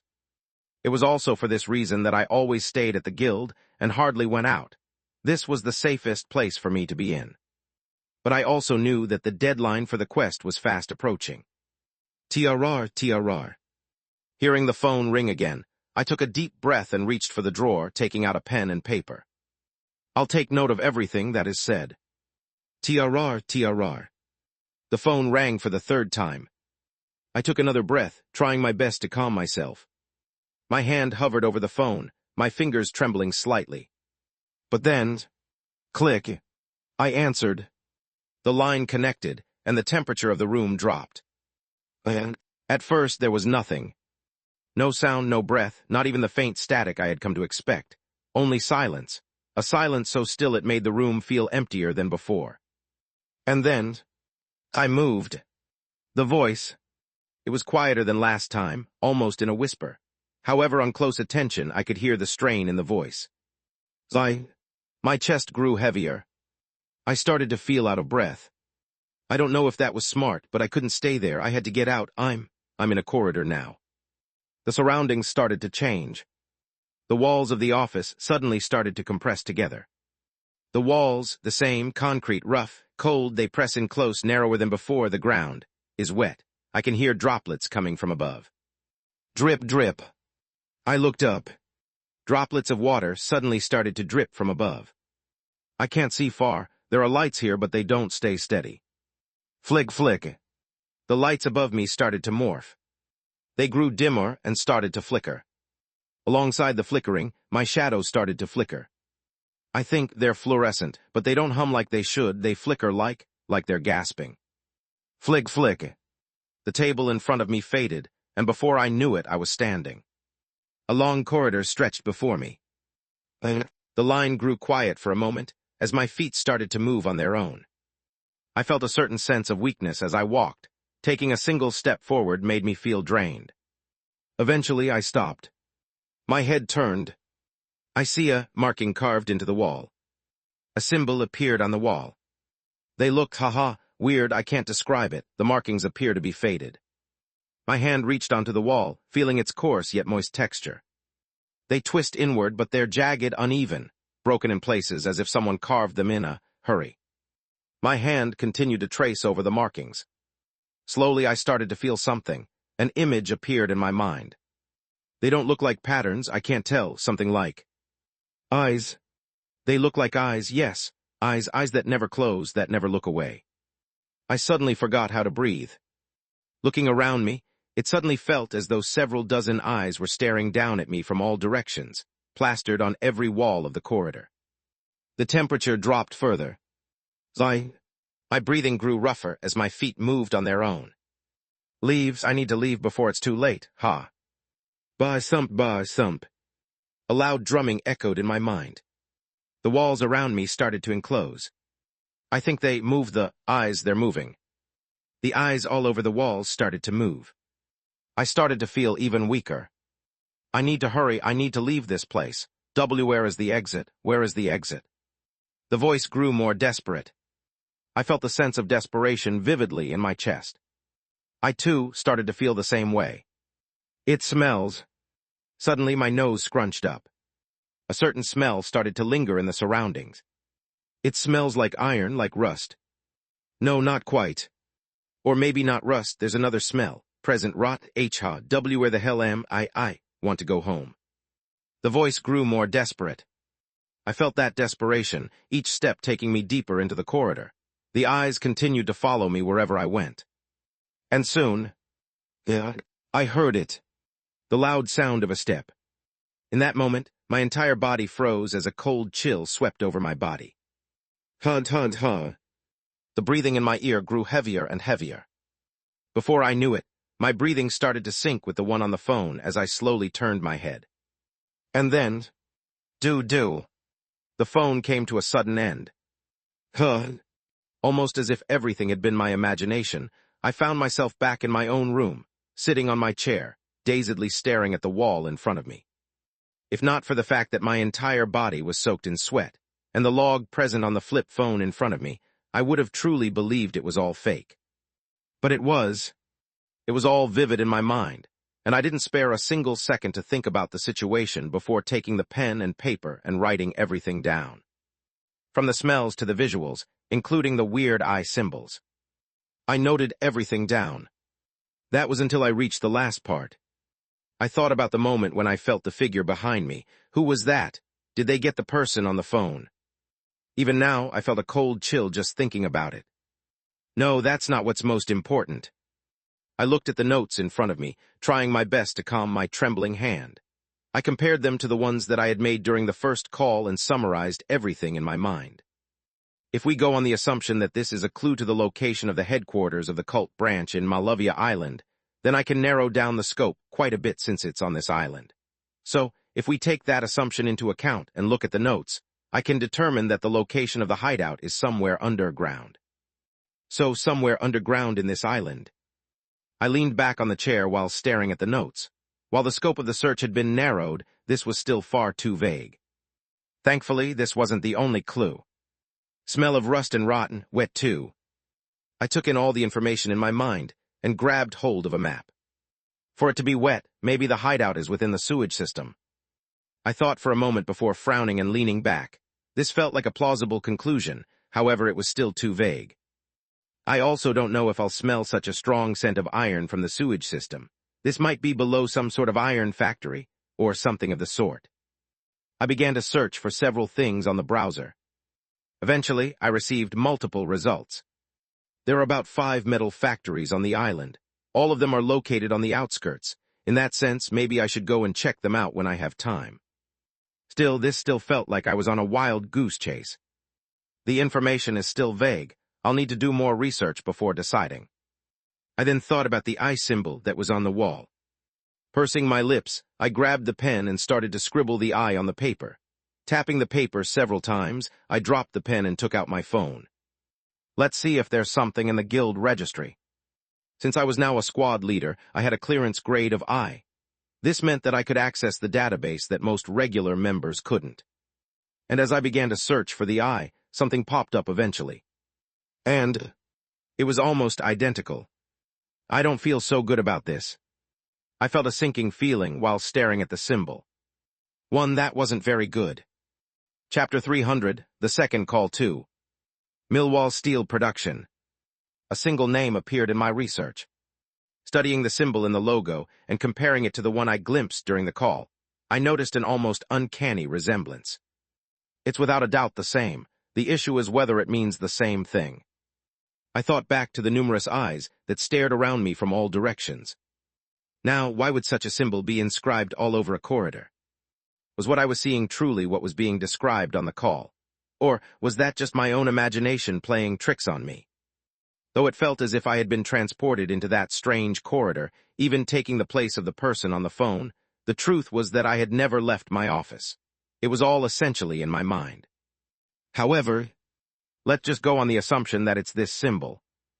I was also running on the assumption that the person on the call was inside the cult. There was still no proof of that. In fact, there was a high chance that I was wrong. Even so, this was a risk that I was willing to take. Let's see.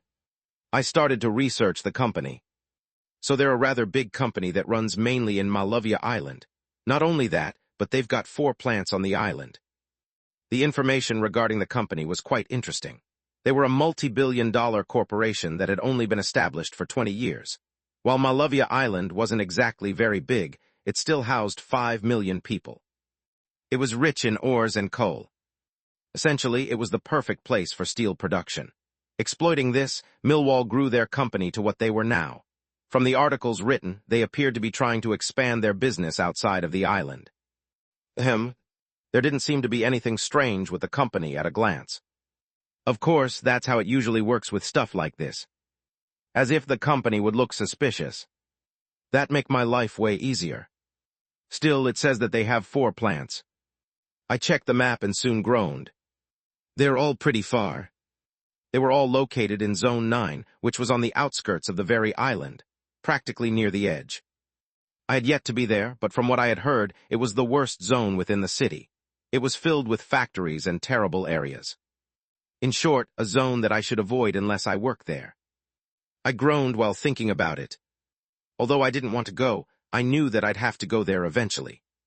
For now, I should take some time to study this place.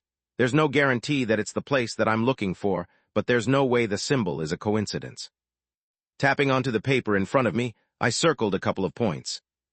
Tackling this mission should be on my priority list right now. Thankfully, I still have time, about 3 months. I won't rush things. No, it's more like I can't afford to rush this. The mission was a 4th order one. This wasn't something that I could take on lightly. With the addition of the conductor, I'd like to think that my strength has increased significantly. However, there's no guarantee that that is the case. After all, the conductor got slightly nerfed due to my low order. But this was fine. I could increase my order slowly. Right, there's also the black market. I need to find a way to go there. I had asked Kyle, but he was quite useless. The only one who had some sort of idea about the black market was the team leader. But, just thinking about the dinner that might come with me trying to ask her about the black market. I already feel like puking. My stomach churned. Holding on to it, I leaned back on the chair. It's not like there aren't any other options. There was the section chief, Rowan, and even Zoe. There were quite a few people whom I could probably ask. Maybe not the section chief, but maybe Zoe and Rowan are worth a shot. Well, I was in no hurry. Or more like, I am poor. I didn't have any money at the moment. Everything I had was pretty much gone. I still have around 60,000, but that's barely enough. With the cost of the medicine, it'll all be gone in just a week. Well, if I buy it all at once, which I might do. I ruffled my hair in annoyance. What I had to do next was pretty much clear to me. I need to start developing my new game, the virtual reality one. From there, the plan was to steadily gather money while searching for the black market's location. At the same time, I needed to prepare for the next major quest. No, all of this was preparation for the quest.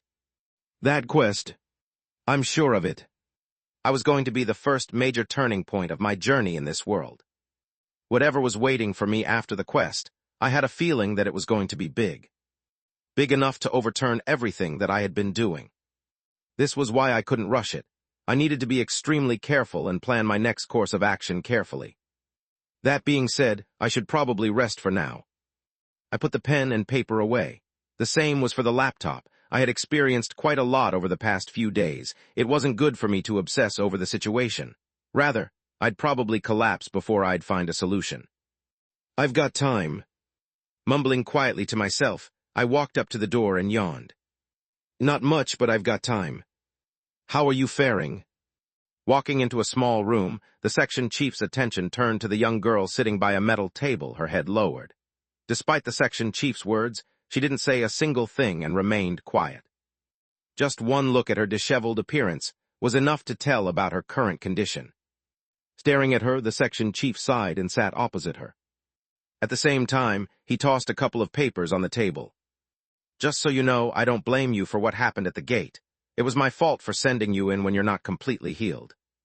Despite his words, Clara remained silent. The section chief sighed again while staring at the papers in front of him. They were essentially reports from the guild therapists, all of them repeating the same conclusion. Long-term rehabilitation required, potential retirement to be considered. As if there was no way the section chief could agree to this. Clara was the main star of their department. She was also extremely loyal, which was why Hermes didn't try to poach her. He knew from the start it would have been a wasted effort. He couldn't afford to lose a talent like her. But the situation was tricky. It's terrible timing, really. I thought that she would have been fine to go out after what had happened, but who would have thought that the source of her trauma would return? This really makes things difficult for me. The rehabilitation time was about half a year to a year. That was too long. He couldn't afford to have her gone for so long. Drumming his fingers over the metal table, he looked at Clara. The moment he did, his face turned strange. A sudden thought struck his mind, and he nearly wanted to slap himself for having it. As the section chief, he had eyes and ears everywhere. Naturally, he was aware of a lot of things. And because of that, he was well aware of Rowan's situation. Thinking thus far, his expression turned even stranger. He was certainly not going to like it. But, I mean, it's also technically his job.